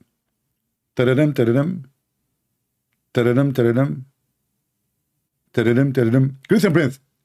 First of all, I'm not going to answer you. Hey, Zakir Naik, you have to answer me. You have no choice. I put you in the corner. First of all, I'm sitting in a room and no corners. It's a circle. It doesn't matter. Zakir Naik, I will corner you even if you are in a circle room. Christian Prince, I trained you. Okay, let's try. Now, how many people they were in the cave sleeping? Can you give me the exact number? The answer is very simple. We can go to chapter 18, verse number 22. It says in the Quran, some they say they are 3 and their dog is number 4. Some they say they are 4 and their dog is number 5. And some they say they are 6 and their number 6 is 7. And some they say they are 7 and their dog is number 8. The truth, only Allah knows what the number. What the heck? That is the answer? Allah knows best their number. So what is the number? I mean, are we asking about science now? This is a very stupid question, very simple. I mean, just tell us the number. How many was in the cave? I mean, this is God talking. Say 7, say 6. If it says, I mean, he don't dare to say because he, and not only that, only Allah, no one knows their number save Allah and few. Like, what the heck? And the few? As long as there is Allah and the few, that means the number is known. So what is the number? Until now, we are waiting for the number. This is the book of God. They are not asking for him, you know, to make miracles. It's just how many, and this is a fiction story, by the way. This is written. This is a story written long before Muhammad by a Christian bishop from Syria, you know, to teach the Christian that you be patient. You are being discriminated, you know, and time will come and you will be free. It's a fiction story. Muhammad, he took it, he put it in the book.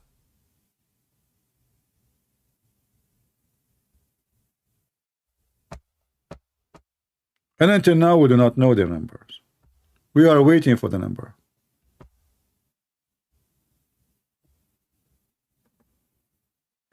There is none or few contradiction. The whole Quran is a contradiction. What are you talking about? How does God, he knows everything and this verses exist?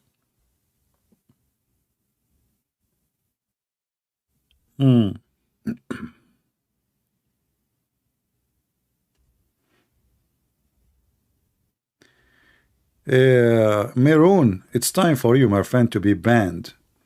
You see, I tolerate everything, like insulting me, etc. But insulting Jesus, I will send you free shipping and handling to Allah. You can insult me, you can call me names, I will have patience. But you insult Jesus, man. And just wait when the Messiah comes. Get ready. He will put you in one room with your prophet. By the way, it says proven to be scientifically that the Quran is a book of God. How is that? As an example, nobody knows what the fruit will give and what the woman she will give birth to. Like, what the heck? Only Allah knows those things? Yes, brother. Nobody knows. Muhammad, he never thought that time will come and a little machine for $10 can tell you what is the gender of your baby.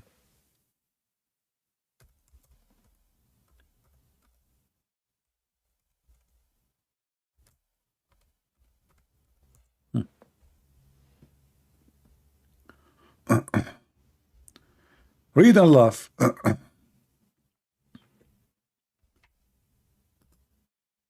Do we have any Muslim? Who is a Muslim would like to join us here?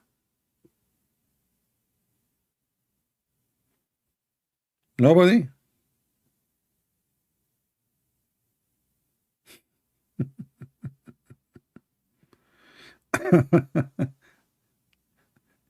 This guy is unique, by the way. I mean, this guy is very, very nice, very nice.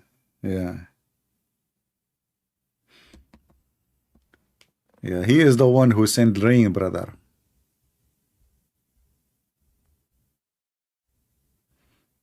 I'm trying to look at the Skype. There's nothing, you know, nobody, not a single Abdul, not a single one.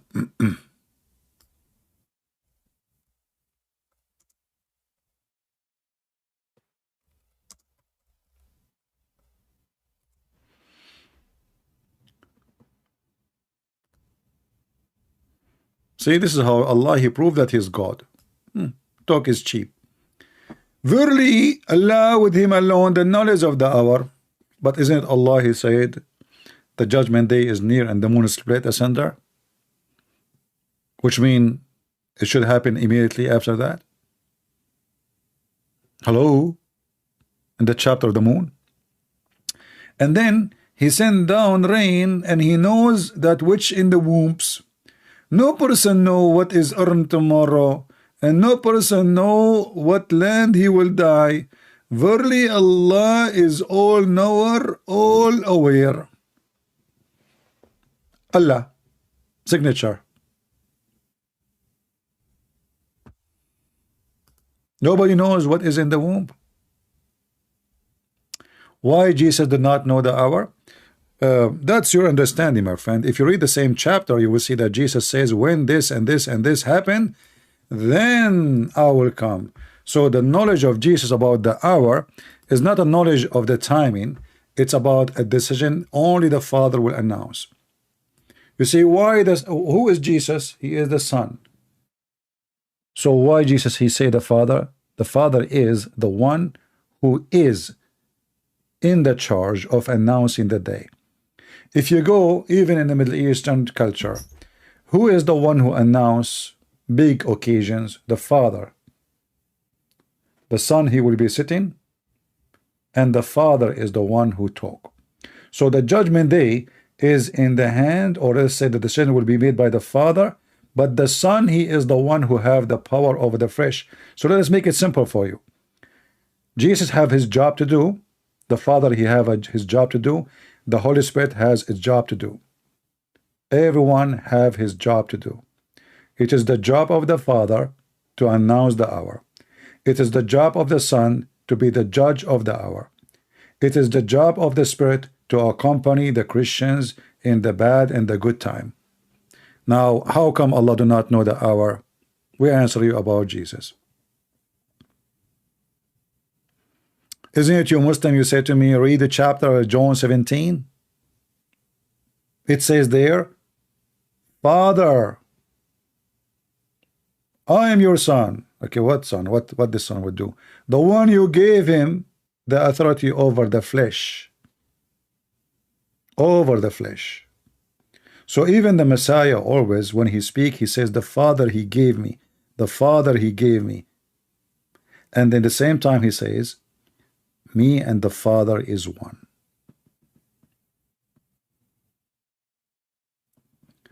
Do we have any Muslim who would like to call us and show us if Allah knows anything? I mean, we just showed you that Allah do not know how many sleepers in the cave was. In the chapter of the moon, Allah, he said clearly that the moon split asunder and judgment day is so near. Nothing happened, and there's no moon split. It was just an eclipse. How that can be? How such a mistake can come from God? Allah do not know the difference between eclipse and splitting the moon. Is that Allah making a mistake here? And look what the Muslim they add in the translation. They add a story is not even there.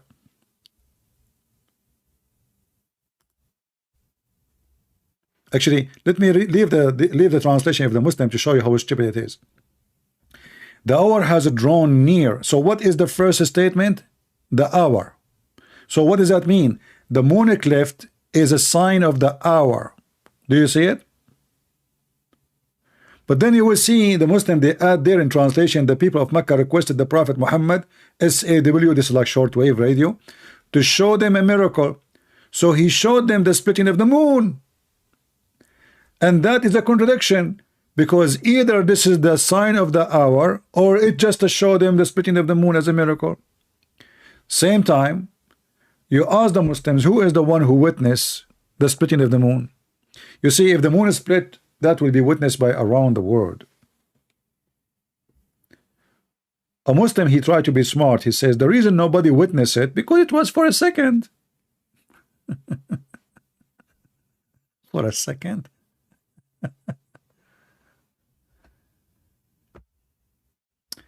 The hour, the knowledge of the hour is not known because the date hasn't been set. Actually, this is true. In Christianity, and I mentioned that many times, we don't have, God don't set a date.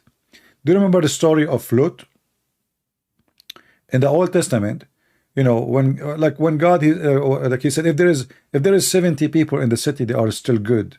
Are you going to burn it? He said no. 10, no. Right? So the judgment day will happen when the earth is doomed. So the faster we corrupt, the faster the day of judgment will happen. However, that will not change anything. It is for the Father to announce the hour, not for the Son. And if you don't understand how that can happen, well, you are a Muslim. Is it for Allah to know the hour? If yes, read the verse in front of you. Not only Muhammad, Muhammad, he said, Muhammad been given a prophecy by his God, right? He looked at the child. He said, this child will not grow old. Haram is like over 35 something, 30 something. He will not grow old before the judgment day.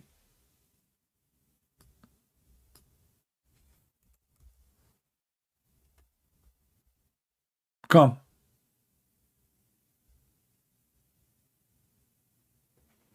And look what the Muslim they add to make it to fix it. The judgment day will not come. They will come before this boy get old. And get old mean not old like to become 90 or no, haram.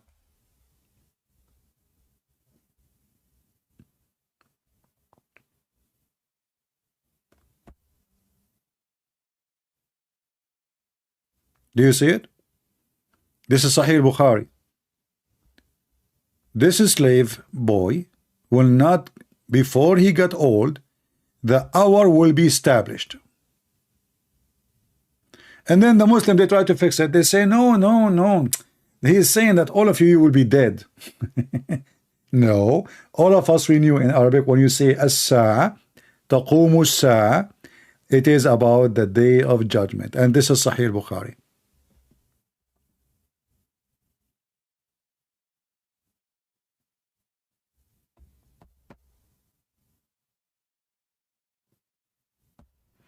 Do we have any Muhammadan?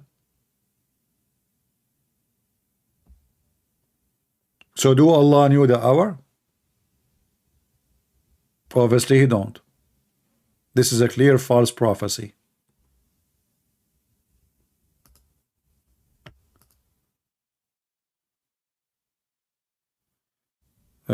Somebody saying to me, come back to Islam, please. My friend, I never been a Muslim. Except your prophet said when I was a kid, when I was born as a Muslim, which is true. My mom, she told me when I was baby, I used to do poo-poo in the diaper.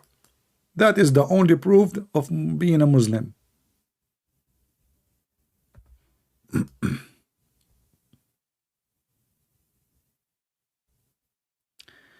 Do we have any Muhammadan?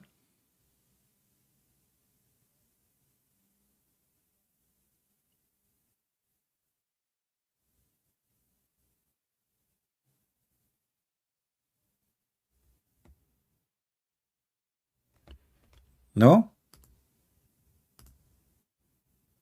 Nobody? Zero?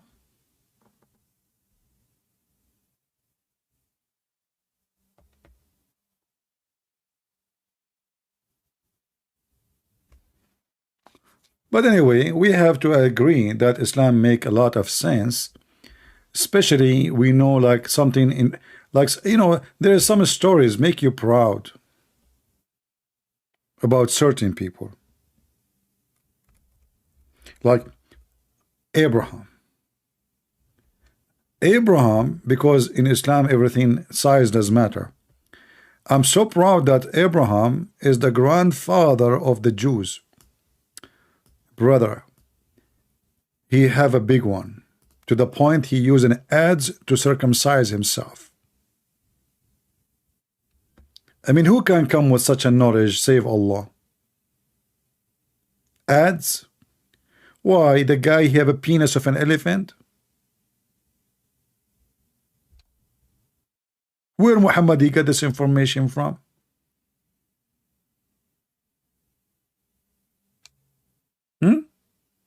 And how big his, I mean, ads? Are you sure, Muhammad? Are you sure it's not a shuffle? Or Caterpillar? Or maybe he used an RBG?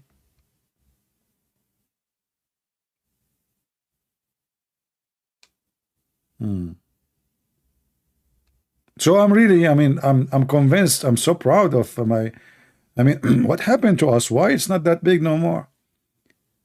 Abraham, what you have, man? I think Abraham and his time, I think he can break a door with it. He can cut a tree with it, man. And the funny is that Muhammad himself, he never been circumcised. So I find that Muhammad must be a true prophet, you know. Like we made just a video just 2 days ago about a jassasa. And what a jassasa? A jassasa, she is a female spy for the Antichrist.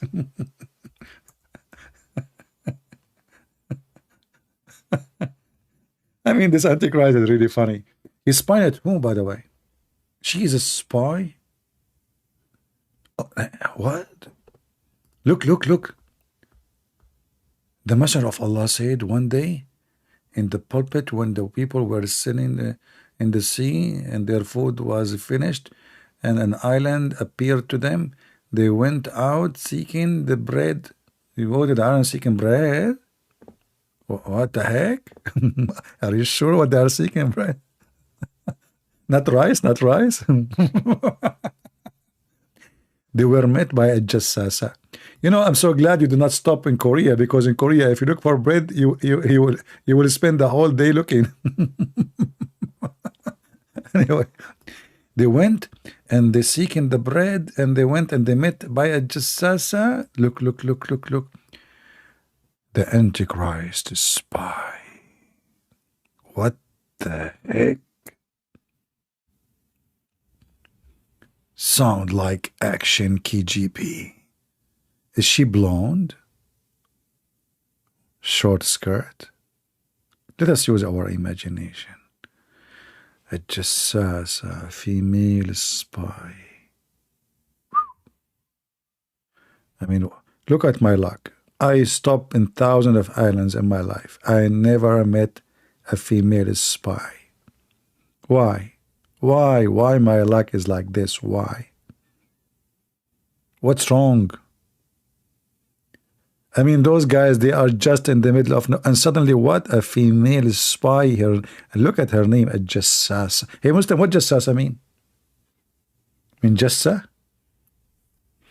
Spy, huh? A spy? This is her name? That's deep.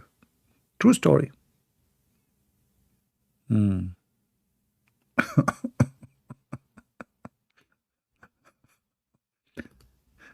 Okay. Anyway, true story, true story. And hey, by the way, Muslims, if Jesus is just a prophet, why the guy is an antichrist? Any Muslim can tell us? If Muhammad is the most important prophet, why there is an antichrist, not anti-Muhammad? just says a 00700. That's a good one. شنو هذا محمد؟ عيني انت شلون هذا؟ حكمة، هذه حكمة، جواهر من فم رسول الله سبحانه وتعالى. I mean, who can come with such a news like Muhammad? Nobody, nobody, nobody.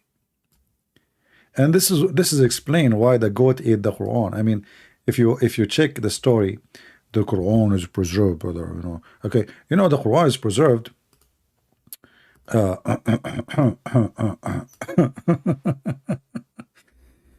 Look at the preserved Quran.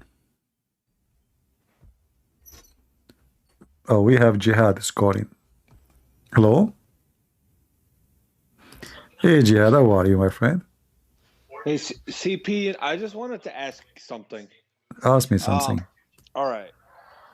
So what I hear that a lot of Christians claim is that God, the Father and the Son and the Holy Spirit are three different entities, but they're one in essence and one in nature.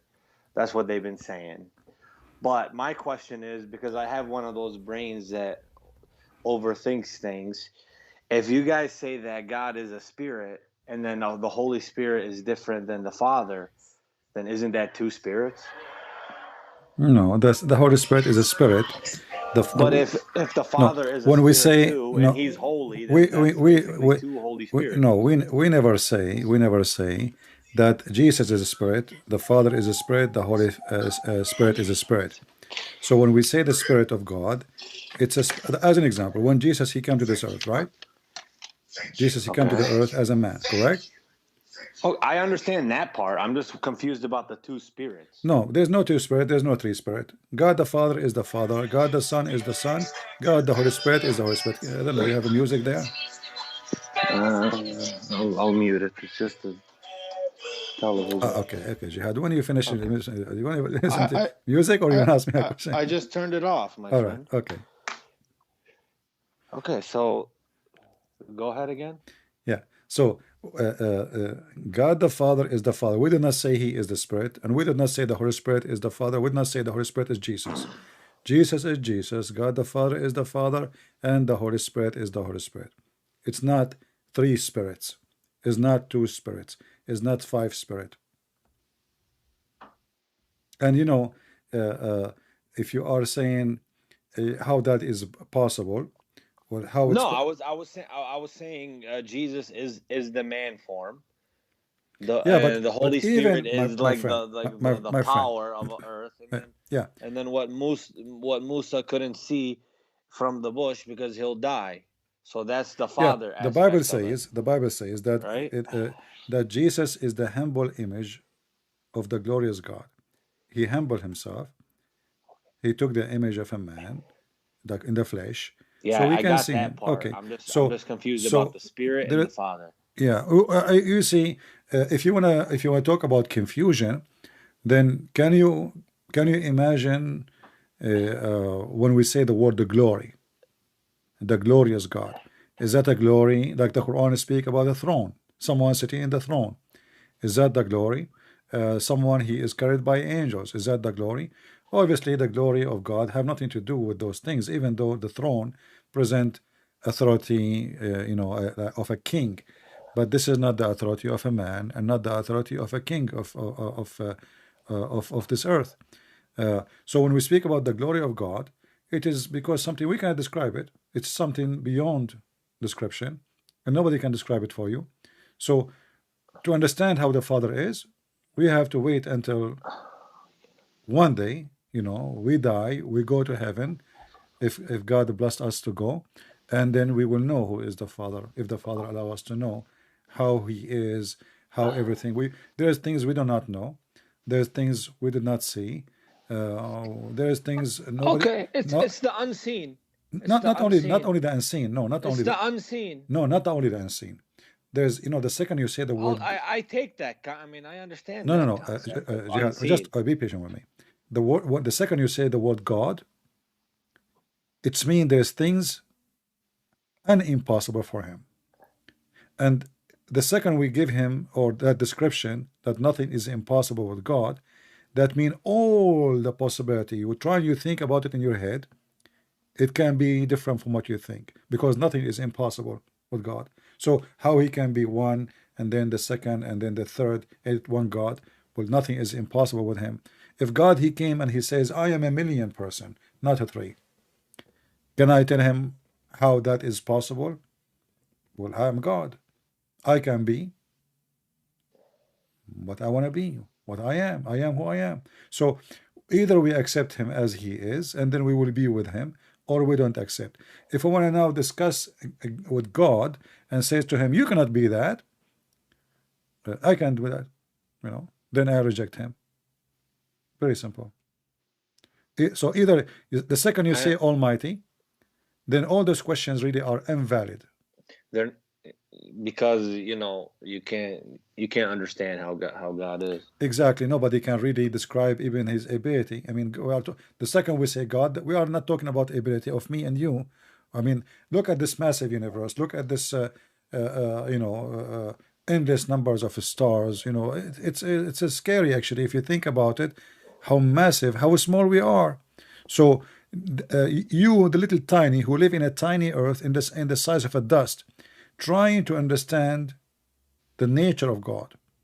So when God, he gave us books, he did not give us books of science, and he did not really want us to be, let us say, Well, didn't the church fathers give any interpretation books? Like we almost we like haven't, tafsir of my some friend. sort. There's nothing called interpretation can give you Or interpretation of God. What or God is a word mean the one who can do anything. That what God is. So what interpretation can I give interpretation? Can you give me interpretation of how the sun is boiling, and how this is what we call it science?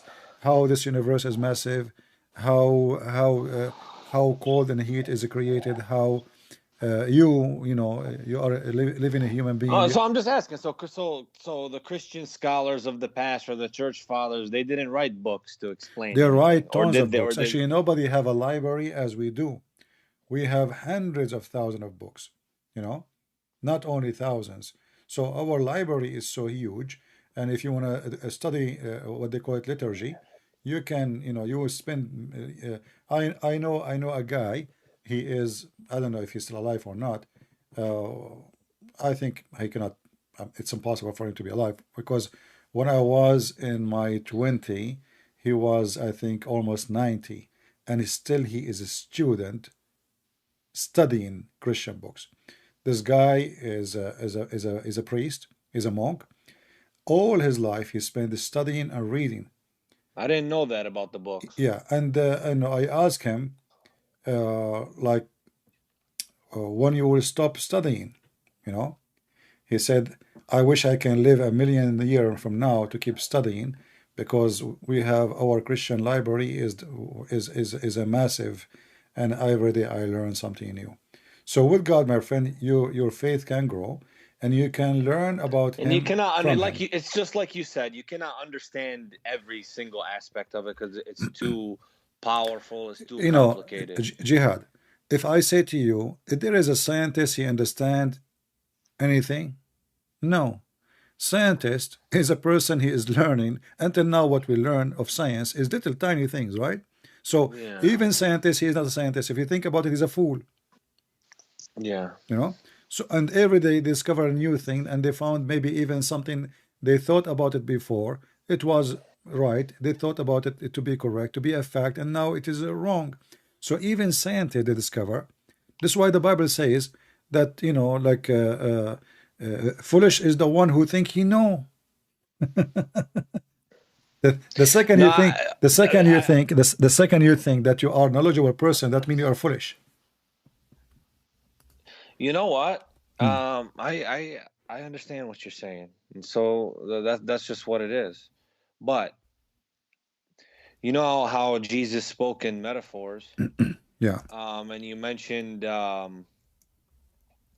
poke your eye out. I'm sure you guys don't Yeah. think that that's literal. But isn't it a good argument if Jesus said that to have women wear niqab? What? I'm just saying, like, I mean, okay, you don't mean literally poke your eye out, right or wrong? No, it's not about taking your. And Jesus is telling you how extreme let us say, the consequence. So it's better to do this, but he's not saying to you take your eyes out. What your eyes will do, because at the end To of the look day, at a woman is what I'm saying. So if you do that, isn't that a good? Isn't his words of not looking at women in a lustful way? Couldn't you see that as a good argument for having women wear niqab? if women wear niqab, you will look more actually, because now they are hidden from you. So you start thinking about them. You became more curious to see. You know, actually in the Old Testament, there is a story about a woman, and you are Palestinian, but I'm not trying to insult you. But this Palestinian, they are pagans, and they were, you know, they offer themselves to the temple to be a whore. And what they do, they wear burqa because they don't want anyone to know who they are, but they are hookers. Simply, she is working as a whore, you know, to serve their pagan god. This is what they learn. So she is wearing a burqa, but now she is a hooker, and Well, you this know, is the, this is and, the and, old hold, days. yeah, hold on, and you know, and you are a Middle Eastern. You know that women who wear burqa in the Middle East, they are not safe. The same as women who don't wear a burqa. They will be Yeah, molested. maybe in Egypt. No, no, no, Well, everywhere, everywhere, everywhere. Go to Saudi Arabia. Just search right now. Type in Arabic the word taharrush. Just do it. yeah, taharrum. Yeah, I know Yeah. that one. And you will see women wearing hijab, wearing burqa. They are touched. They are, you know, I mean, it's horrible. So, It's the, happened to cousins of mine. see, so did rape stop because they were burqa? No, actually, it's increased. I have a video. I don't know if you saw it. I translated, but as long as you speak Arabic, you can watch it. I think 40 to 45% of the That's a fair point, but I have seen some very religious, both Jewish and Christian women my covering friend, their hair in a but different way. my In a friend, different way. First of all, But it's still. it's not hair cover will make the women good or bad. Secondly, if you go to First Corinthians, it says that the chapter 11, verse number 5, it says, but every woman, you know, she have her cover. It's her head, her hair. God, He gave the glory of the women. The glory of the women is hair cover. You have a natural cover. You know, put in a piece of a clothes. You are covering what exactly? Nothing. What is that will do? You know, you have your hair. So this is a Okay. this is a you know this is hair cover. So there's This no commandment from the Old Testament to cover the head? There's not. no, it's not about covering the head. It's about wearing decent clothes. There's a huge difference between covering the head, because this is something they used to do anyway. For the road is full of dust, dirt. Even men, they cover themselves in the old days. Is that correct? Yeah. Yeah. So why? Not because they are afraid of somebody to rape them, but because it is sun, it is dirty, it is not transportation like now. So you have to spend the whole day walking in the heat, in the dust, in the dirt. If a caravan walk by, the whole sky will become dirt and dust. So men and women, they cover their hair, but this have nothing to do with God teaching. Oh, it has nothing to do with it, huh? What that will do? Okay, so then did in Islam, for example, did the hijab that's in the Quran, isn't it? My friend, even in the Quran, the hijab is not something you wear on your head. Muslims, you know, as I say, I don't want to insult you. They are stupid. When you see the word hijab, hijab is something, is a curtain between you and something else. It's not something you put in the top of you. This is what hijab is. Hijab never was something on the head. So then where did this come from then? Read carefully with me. Chapter 7, verse number 46. It says, وَبَيْنَهُمْ hijab, وَبَيْنَهُمَا hijab. And between them there was a veil, hijab. This word hijab in front of you. Between them, not in the top of his head or, you know, between them there is a hijab. So, and this is all over the Quran. Hijab is not, you know, as an example, chapter 19, verse number 17. This is about Mary. So she took, she screened herself from them. But the word hijab is in front of us. Hijab. She did not wear hijab. She screened herself from them, which means Okay. she is separated from them. There's a different room, etc. So hijab, you either you are speaking from behind a curtain, or you are behind something so nobody can see you at all, but not a burqa and not a scarf. This is not Okay, hijab. so how did that come from? They are stupid as usual. I never Islam? saw a Muslim he understand his Quran. I never met one. And you know, here we go. Chapter 33, verse number 53. Read with me. You should ask them from behind a hijab. What the Muslim translation? from behind the screen. Where's that? Let me see the Arabic word hijab. Here we go. فاسألوهن من وراء حجاب. Let me zoom in. فيسألوهن من وراء حجاب. Yeah, من وراء. Do you see it? من وراء. Okay, well, let me see. What وراء mean? It's skipping around. What وراء mean? Okay. From behind, right? Yeah. Okay. Okay, so, where's من وراء? وراء, here we go. وراء. I didn't see the word. That's all I'm looking for. I highlighted for you. I got hijab. I think there's must be a delay. Yeah, you will see it. Okay. فيسألوا من وراء فيسألوهن من وراء حجاب. من وراء Okay, حجاب. no, yes. I can read that. There's Okay, no... so wara is what is behind. It's not something in the head. How this has become in the head, nobody knows. Wara? Wara, yeah, behind. Wara. Yeah, I know, but behind. But I'm just surprised that it's that. That's what it is. But Muslims don't read. Muslims are I would say copy-paste people.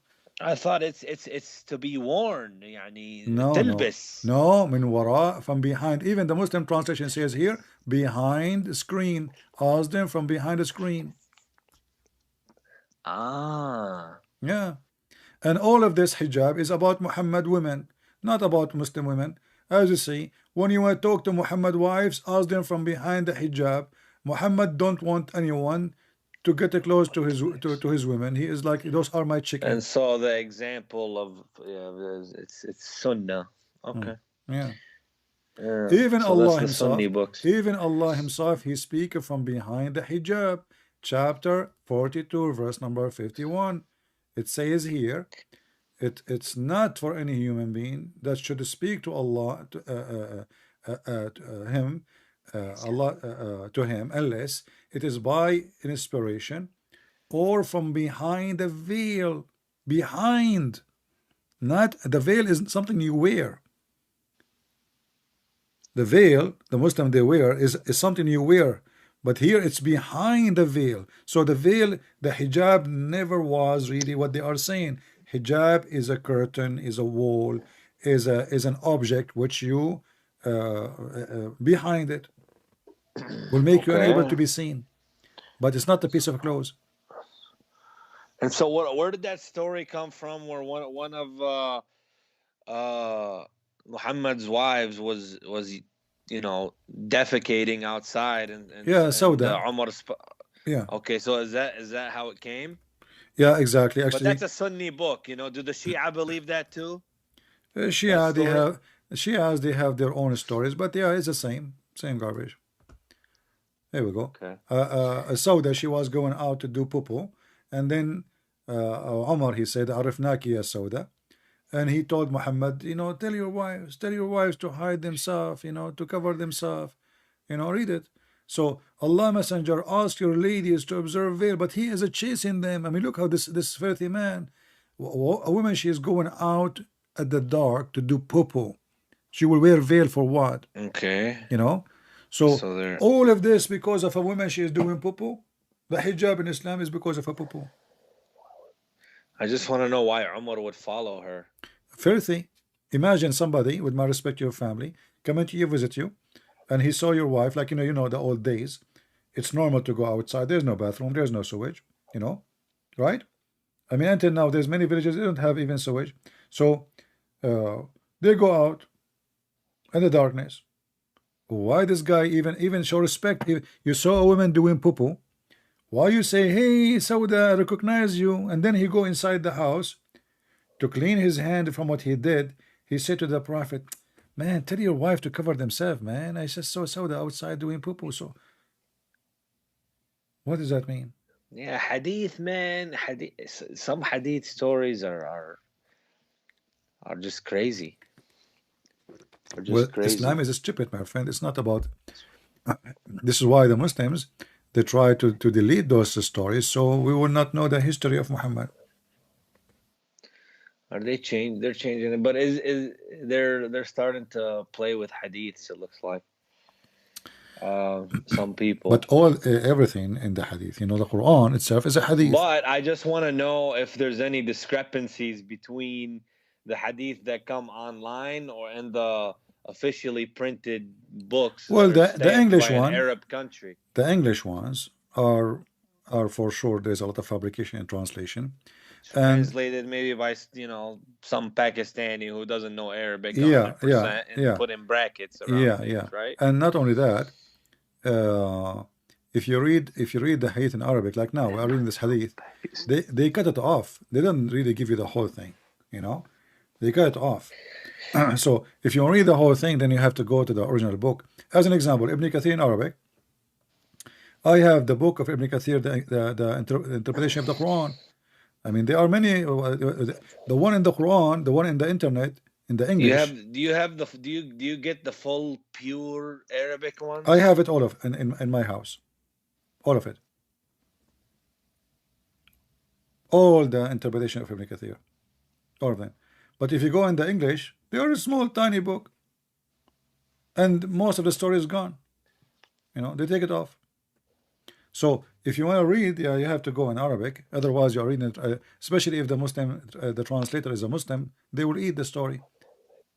But even when they put if it's an Arabic website, did they put the story same as you can find you can find there is some search engine made by Muslims agencies.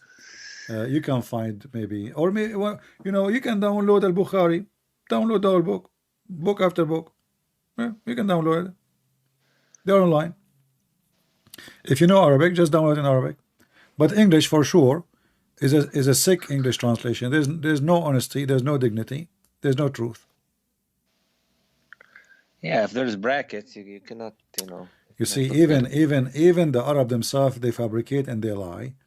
Like now, we are talking about the hijab. As an example, how many times you heard that Muhammad was illiterate? Yeah, that's the story. Okay, but nowhere in the Quran says Muhammad was illiterate. Right. Nowhere. Yeah, I mean that's been part of the issue that many people have said is that hadith the Quran, comes above the Quran. My friend, you speak Arabic. You know what the word right? Umam. What mean? That one I don't know. Nations. Oh, ummah, right? Yeah. Okay, that's the plural. Okay. Ummah is a one nation. So ummam is nations. Okay. The So nations. Got it. ummiyun is the coming from the Hebrew, the Gomai, the one who they are not from the Jews. The nations, from the nations, they are not from children of Israel. So the Quran says all over. I mean, and then the Muslim they translate it as illiterate. So it says here, and there are among them the Jews. This is false, by the way. Not the Jews. And you tell me the Arabs didn't descend from the Israelites? The Arab have nothing to do with Israel. They didn't have no descent. My friend, first, Arab are not one nation, is not one ethnic. Arab is an Aramaic word mean desert. Arab does not mean people. Arabian is those who live in the desert. Okay? But there was Christian Arabs even from Yemen way back in the day. Those Christian desert people, they are not Arab as ethnic. They are not the same.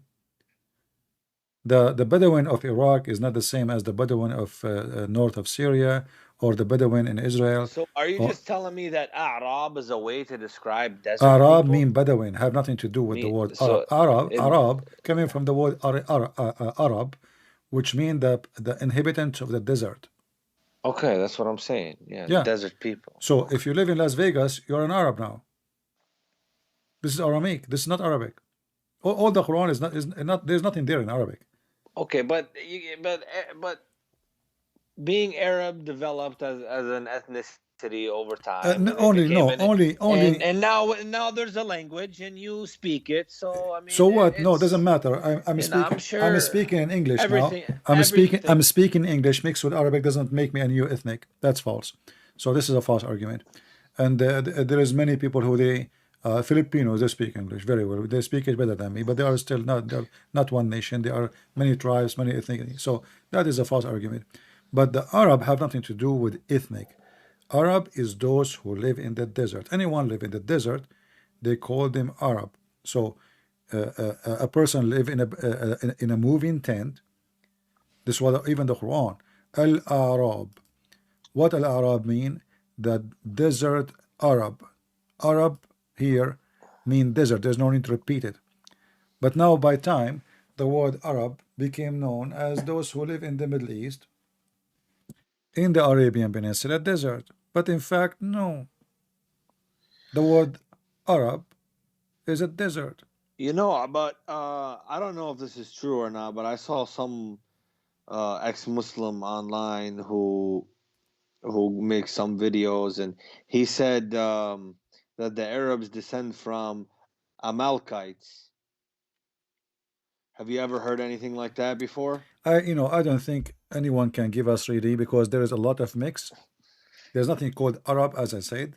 I don't know what he said to you, but I don't believe there's something exists. It's called Arab. Never exist, and now not exist, and will never exist, because there's no one nation, especially in the Middle East area. Like in you call yourself Palestinian, but if you check out, you will find that you are mixed with Roman, mixed with the Persian, mixed with the Syrian, mixed with the Aramaic, mixed with the children of Israel, mixed with everybody. I mean, who can claim that he is from ethnic in that area? It's impossible. But we know that there is some old tribes, and none of them speak Arabic. Arabic is a new language developed by mix of many languages. That's why the Quran have nothing to do with the Arab. The Quran, if you like now, the Quran says this is a pure Arabic, but the word Quran itself is not Arabic. Bustan is not Arabic. Qalam is not Arabic. Jannah is not Arabic. Jahannam is not Arabic. I mean, Allah is not Arabic. Everything is not Arabic. So what is Arabic? Well, I mean, it comes from the Aramaic language. Okay, no problem. But even the Aramaic itself is born of other languages before it. So there's ancient Aramaic, there's a modern Aramaic, and there's nations before the Aramaic. So, but Arabic as a language is a totally mixed language, and that's why you see. But isn't it Aramaic? What is it like? As a dialect of Hebrew? No, it's the opposite. Hebrew copy a lot of the Aramaic, not the opposite. Remember, Abraham is the grandfather of the Jews, not the opposite. So Hebrew is born long after the Aramaic. Okay, and then you had when they wrote the Gospels, they would write down what Jesus says in Aramaic and translate it to Greek themselves, because everybody spoke They do Aramaic not need to translate. Greek. No, they don't need to translate, and because then because they want to spread it to Rome. No. You see, Jihad, Jesus, he speak all languages. There's no question about it, and for sure Jesus spoke Greek too, because the Roman who live in that area, they speak. The most popular language at that time, it was the Greek language. So Aramaic and Hebrew and Greek is a must.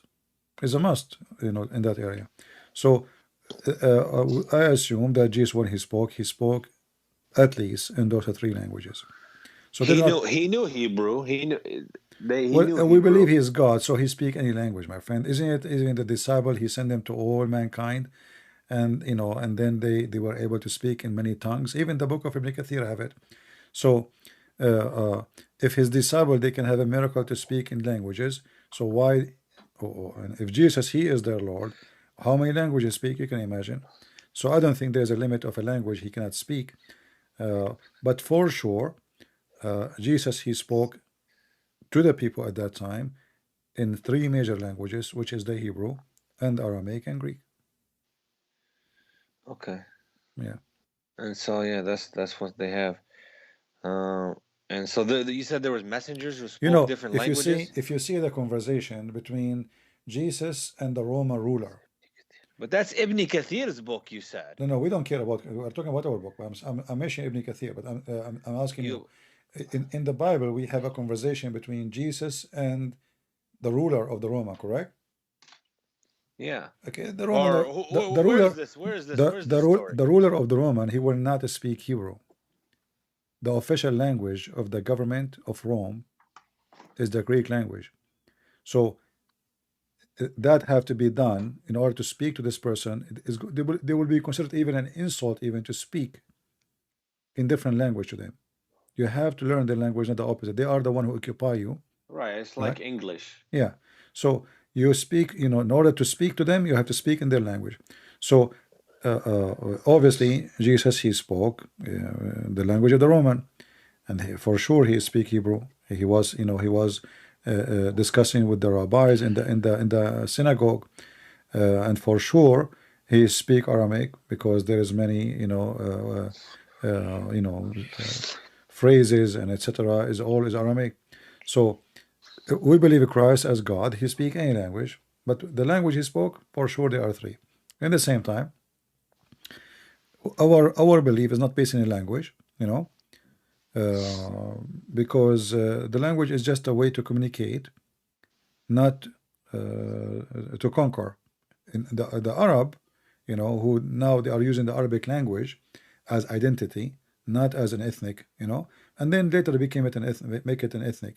So the Muslim, when they go to a country, they force their language, like your people never spoke Arabic.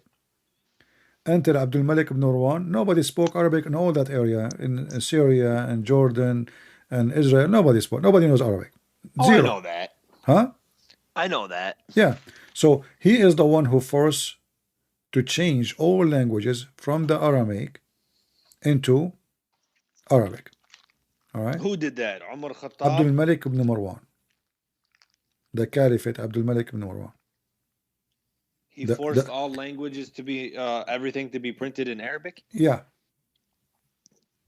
Yeah. When was this? You can search. It's called Ta'rib with Dawawin. Ta'rib at Dawawin. Okay. No, I'll take your word for it. I mean, it's not surprising. I don't say things unless it is, yeah. So he forced all countries occupied by them by Bani Umayyah to speak Arabic and Arabic only, and all government departments, which he don't have department really, but they try to copy the other nations who they occupy them. They have departments, so they hijack them. And this is Abdul Malik ibn Marwan. I think it was like in the 86, 88, maybe in the 80 years after Muhammad Hijrah. Yeah. Okay. And he is the one, I think he is the one who built what is called Al-Aqsa. He took the stones from the temple of Baal in Baalbek in Lebanon, and he moved it all the way to build the Aqsa Mosque. There was no Aqsa. Well, Yeah. I'll read about it. Yeah. Anyway, so Jihad, what do you think about learning all of this about Islam? How you think of Muhammad now? Well, I'm just studying things. I mean, I know that, there's a lot of evidence about Jesus being able to do miracles, and even a lot of his enemies said that he was able to do miracles, and there was historical reports from his time. A lot of it, there were some strong cases for it, even by the people who are not exactly Christians. Yeah, actually, even the Jews, if you go to the Talmud, which is Antichrist's book. And I'm not denying that. And I'm not denying that he was born to a virgin, which is why I was on the train of thought for a while that, that Allah is number one, Jesus is number two as Messiah, and then you have prophets. And, I was still willing to accept Muhammad as the last prophet who came to Arabs to tell them, and the prophets are number three. They're just people who come to their people to tell them about God. So I was still willing to accept that, but people keep trying to refute me from the Christian side on that one. Yeah, Muhammad can't be a prophet because number one, to be a prophet you have to prophesy, and all prophecies of Muhammad become false. As an example, Muhammad, he said, you attack the Roman and you will conquer Constantinople. He was speaking to the Arab. He said to them, stay away from the Turk as long as the Turkish they left you alone. And Muhammad considered the Turk as Gog and Magog. But as we know, the one who conquered Constantinople was not the Arab, was the Turkish. Muhammad, as an example, he made tons of false prophecies about hour, like the moon splitting, a prophecy about how the baby is made, how hail is coming from the sky, from mountains in heaven. This is something we do not know. Muhammad, he came with it, claiming science. Muhammad, he made the sperm become a clot, and then the clot became a lump, and lump become a bone. So Muhammad, he made tons of false statements. All of them, they are funny and stupid. So what does the Bible say about those things? You see, actually, if you think about it, you will see that Muhammad, he always copy. I will give you an example. Let me see first if we have any Abdul waiting, so we can go ahead if you need a true Abdul. Go ahead. No, it's okay. So anyway, Muhammad, as an example, he always copy. He always copy from the Bible, you know, and he tried to make things, and things doesn't work for him. So if we go to Ezekiel as an example, let me see.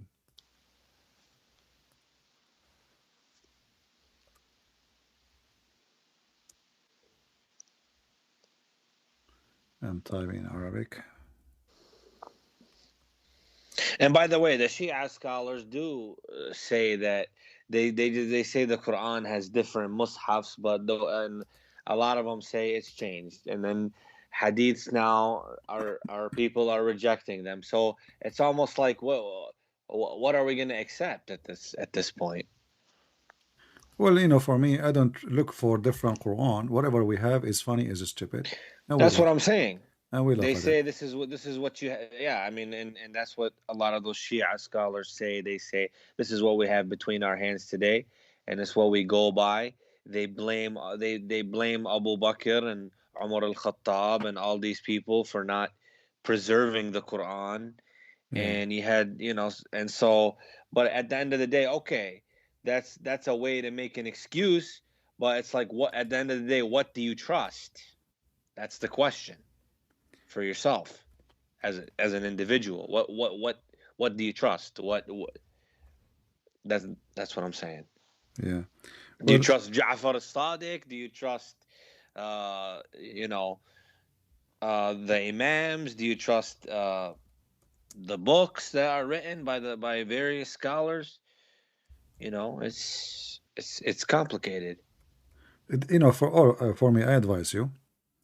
It doesn't matter which one they like, because you speak to individual, right? Every individual of them, he have his own trustworthy, let us say. So the Shia, he trusts certain books, certain names. Argue with them about them, because it doesn't matter who they trust. It's stupid what they trust. So each one of them, he trusts something, no problem. But no matter what they trust, it's stupid. No problem. I mean, it doesn't matter really for me if somebody, he is a Shia or a Sunni or half Sunni or whatever. And you will find that Muslims always, in order to escape Muhammad's stupidity, they try to avoid the hadith. Like, those are the smart ones, supposedly. So suddenly they will say, I don't accept the hadith. But the second you ask him, okay, who is Muhammad? He can't answer. If you don't accept the hadith, there is no answer for who is Muhammad. Correct? Exactly. And who is his wife? And about the prayers, it's not really. There's nothing. I mean, without hadith, there's no Islam, actually. There's no Muhammad. There's no Islam. There's nothing. Who is Muhammad? Where is born? Which tribe? Which country? Because even if you say Mecca, the Quran says once Mecca, once says Bakka, and Bakka it cannot be Mecca. If you go in the Quran, you will see this. And this is why most likely Mecca is, like, let's say, a counterfeit for other city. If you go in the Quran here, I don't know if you can read with me, in chapter 3, verse number 96, it says, Bi Bakka. Bi means in. Bakka is the name of the city, but Bakka is not the same as Mecca. Okay. Let me see that. Okay. So you have I'm trying to find it on the screen. The first house of worship. Yeah. That was at Becca. Bakka. They put that in English. Okay. Yeah. Yeah. In Arabic and English, here we go. Even in English, it says Bakka. At Bakka. Okay. What Bakka? What is Bakka? Becca. Yeah, I can read it. Yeah. Where is Bakka? Where we can find Bakka? Is it Mecca or Bakka? Bakka and Mecca are not cities in the location they are talking about. I believe that that Mecca is a counterfeit of other city. You know, it's like making new Las Vegas. Yeah. That Becca. Okay. All right. Well, I'll keep studying, my friend. All right. Well, good to have you, Jihad, and let us hear you from time to time. And try to invite some sheikhs to call me, and you can watch and listen and enjoy it. I will. I can. I don't know any personally, but maybe you call them in the mosque. Maybe you call them in the mosque. Tell them, hey guys, you know, somebody volunteer to debate this guy? He is making a lot of Muslims leave Islam. One time I told somebody to do that, but what if they only want to do Arabic? Do you accept that? No problem. We will translate. We will speak Arabic and English at the same time. I mean, why he want to do only Arabic? He can bring a translator with him, no problem. Because what if they don't even know English? Oh, no problem. Even Arabic, I will take him, no problem. One time I contacted a sheikh from Jordan. I told him to get you busted, and he said anytime, any place, he's ready to do it. But okay. And then he said, send me something about this guy. I sent him a video. He never contacted back again. Exactly. Anytime, any place. That's what they do when they see what they are going to face. You know, they flee. Yeah, before, yeah, sure, anytime, sure. You send him the video about me. Now he learned what he was going to face, so he knew himself he's no match. Oh, and the last thing then, okay. So another thing, I asked the sheikh, and I called him on the phone in Jordan about this a while back, about the whole Mandun Allahi wal Masih. Yeah. And he told me that this is, he's like مثلا في اللغة الإنجليزي عندك plus or minus. Like you have plus and minus. And so I didn't really understand that completely. But basically what I've heard is it goes back. How it goes back, my friend? Arabic. It goes back. Yeah. I know what they say. It goes back. Yeah, I know what they say. تقديم and تأخير. Yeah, they are trying to fix this. What is that? What is that? What is that? There is تقديم and تأخير. What is that rule? There is, my friend. The Arabic is so clear, and isn't it the Muslim? They say the Quran is so powerful. What taqdeem and ta'khir? So it's worshiping except instead of Allah and the Messiah. Instead of Allah and Messiah. So if it and suddenly like he said that the Christian and the Jews, they took their monks and their rabbis as God, right? It doesn't say they took their monks and rabbis and Jesus, you know. So you cannot jump it later and it says, oh, and Jesus. No, it says instead of Allah and the Messiah. Very clear. I seen that. Same time, by the way, this verse alone is proving that Muhammad is a fraud. Why? Because number one, if you ask the Muslims how the Christians and the Jews, they took their rabbis and their monks as gods, they say by obeying them. Wonderful. You have to obey only God. Wonderful. So what the Muslims they do? They obey Muhammad. Correct? That's what I've seen. Yeah, That's not what only I've that, seen. the Quran says do mut'a, Muhammad says don't do mut'a. Which one the Muslim they take? Muhammad. So if we are worshipping our Not even Muhammad. You know, I worked with a guy, and he told me himself. He was an Arab guy. He said it wasn't even Muhammad who forbade it. yeah, This is a Muslim. yeah, He's a yeah, Muslim. He was yeah, a yeah, Sunni Muslim. exactly. He said, Uthman and and Umar and I said, is that permitted? Not even a prophet. He said, this I I can't do kayfiyya. I can't speak on matters that we right, don't know. right. And and there's a qiyas and etc. And then there's ijtihad, and your name is Jihad. So so everybody became a prophet. But this is Islam. Then they are kuffar because they are the one who took their monks and their rabbis as God. And not only that, just to show you another stupid things before you go. The Quran says that being a monk is a fabrication. It is not from God. Is that correct? A monk is a fabrication? Yeah, it's a bid'ah. Chapter 57, verse number 27. To be a monk, to be a monk is a fabrication, which means God never ordered them to do that, to devote themselves to God. I thought the monks they don't have any wives. They just pray all day long. No problem. But the Quran says that the being monks is a fabrication the Christian came with. It's not from God. Oh, to worship them. No. To be a monk or to be a nun or Christian nun or Christian monk, to be a person who is a monk or to be a Christian nun is not from Allah.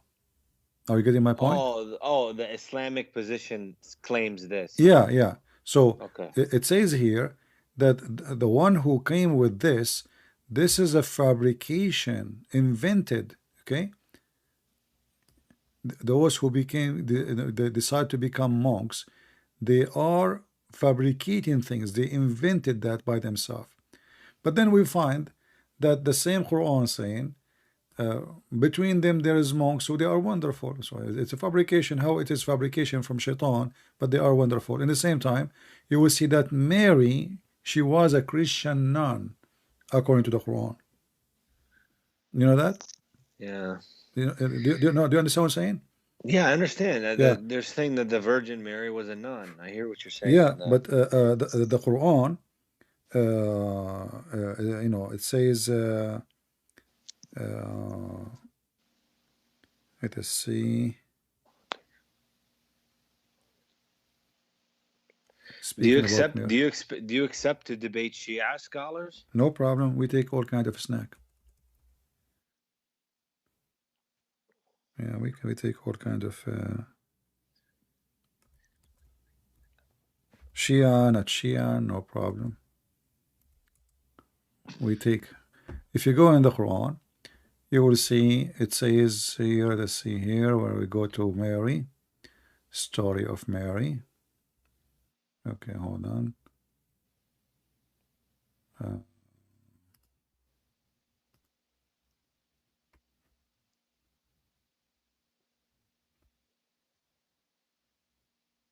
We don't want to give them a headache flipping the screen.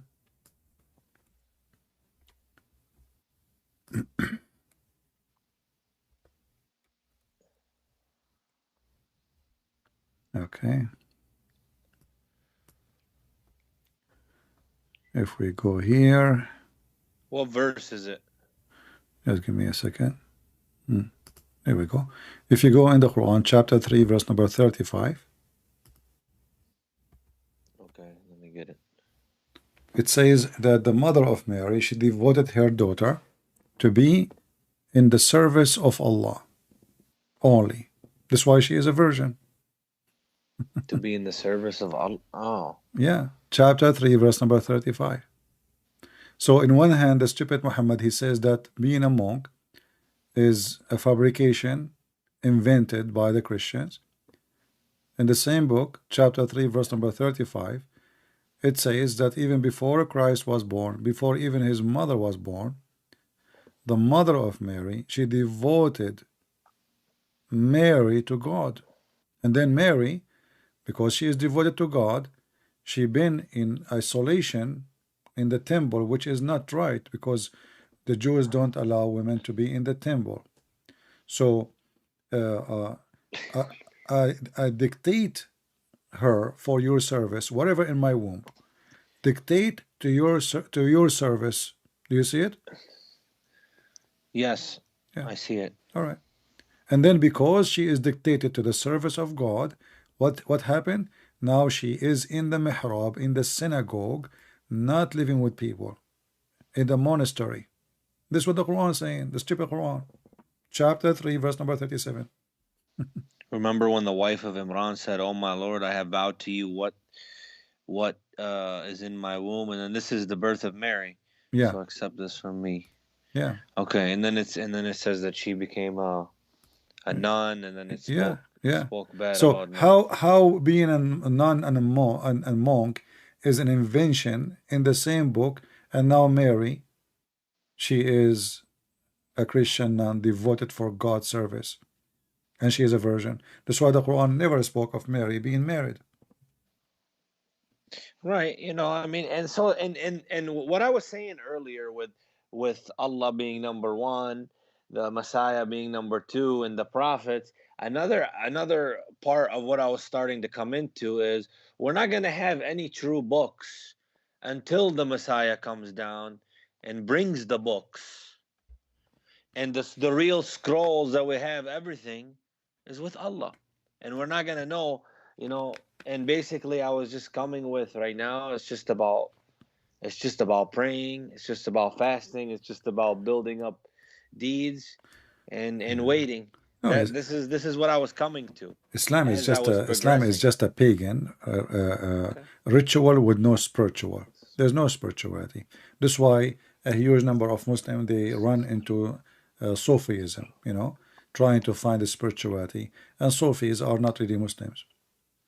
I guess. Anyway, Jihad, good to have you, my friend, and I will be happy to hear from your sheikh soon. Okay, I'll try to contact them. Thank you. Good night. Bye-bye. Let us see, maybe we have Muslims. I don't know.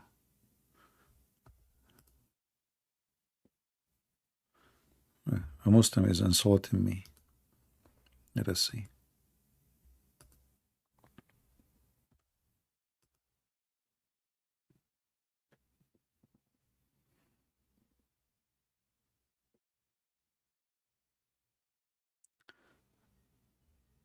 Life is funny, by the way. I mean, Jihad is a nice person, but he used to call me and he's upset from me, and any many time I hang up on him. But, hello? Hello? If you don't answer, I will block you. Hello? Yes, my friend. Are you with me? Huh? Are you a Muslim?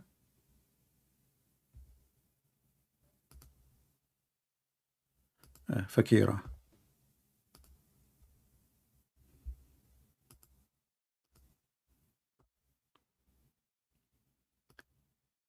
Yeah, isn't it? Life is funny, my friend. Like, I mean, how many times I hang up on Jihad? How many times I scream at him? How many times he scream at me? And then he agreed. I mean, there you go. Right?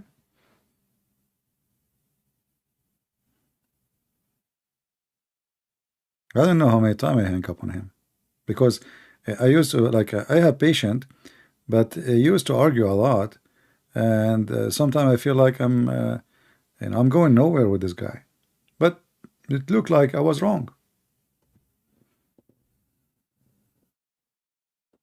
Yeah, you never know. You try your best, and as you see, I never say something without proof. Correct? Like now, here we go. Did I say it without proving it? I say something to him, I put it in the screen in front of them. So one verse says, the Quran, it says that being a monk or a nun is a fabrication. Rahbaniya, tada'uha. Rahbaniya is for both, for monk and girls, men and women. But here we go, Mary, she is a Christian nun, and where, she is in the temple.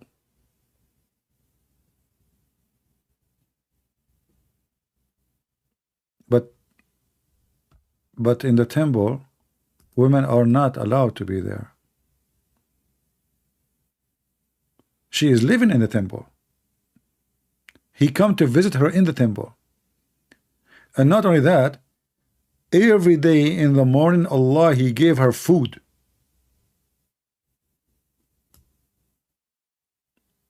She see no man. She see nobody. Every day, Mary, she receive food. It's in front of you.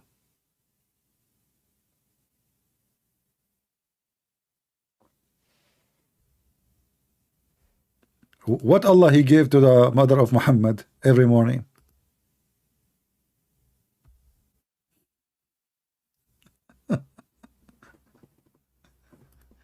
Shouldn't the Muslim ask themselves some questions? All of this is about Jesus. I mean, Allah Himself is serving Mary now.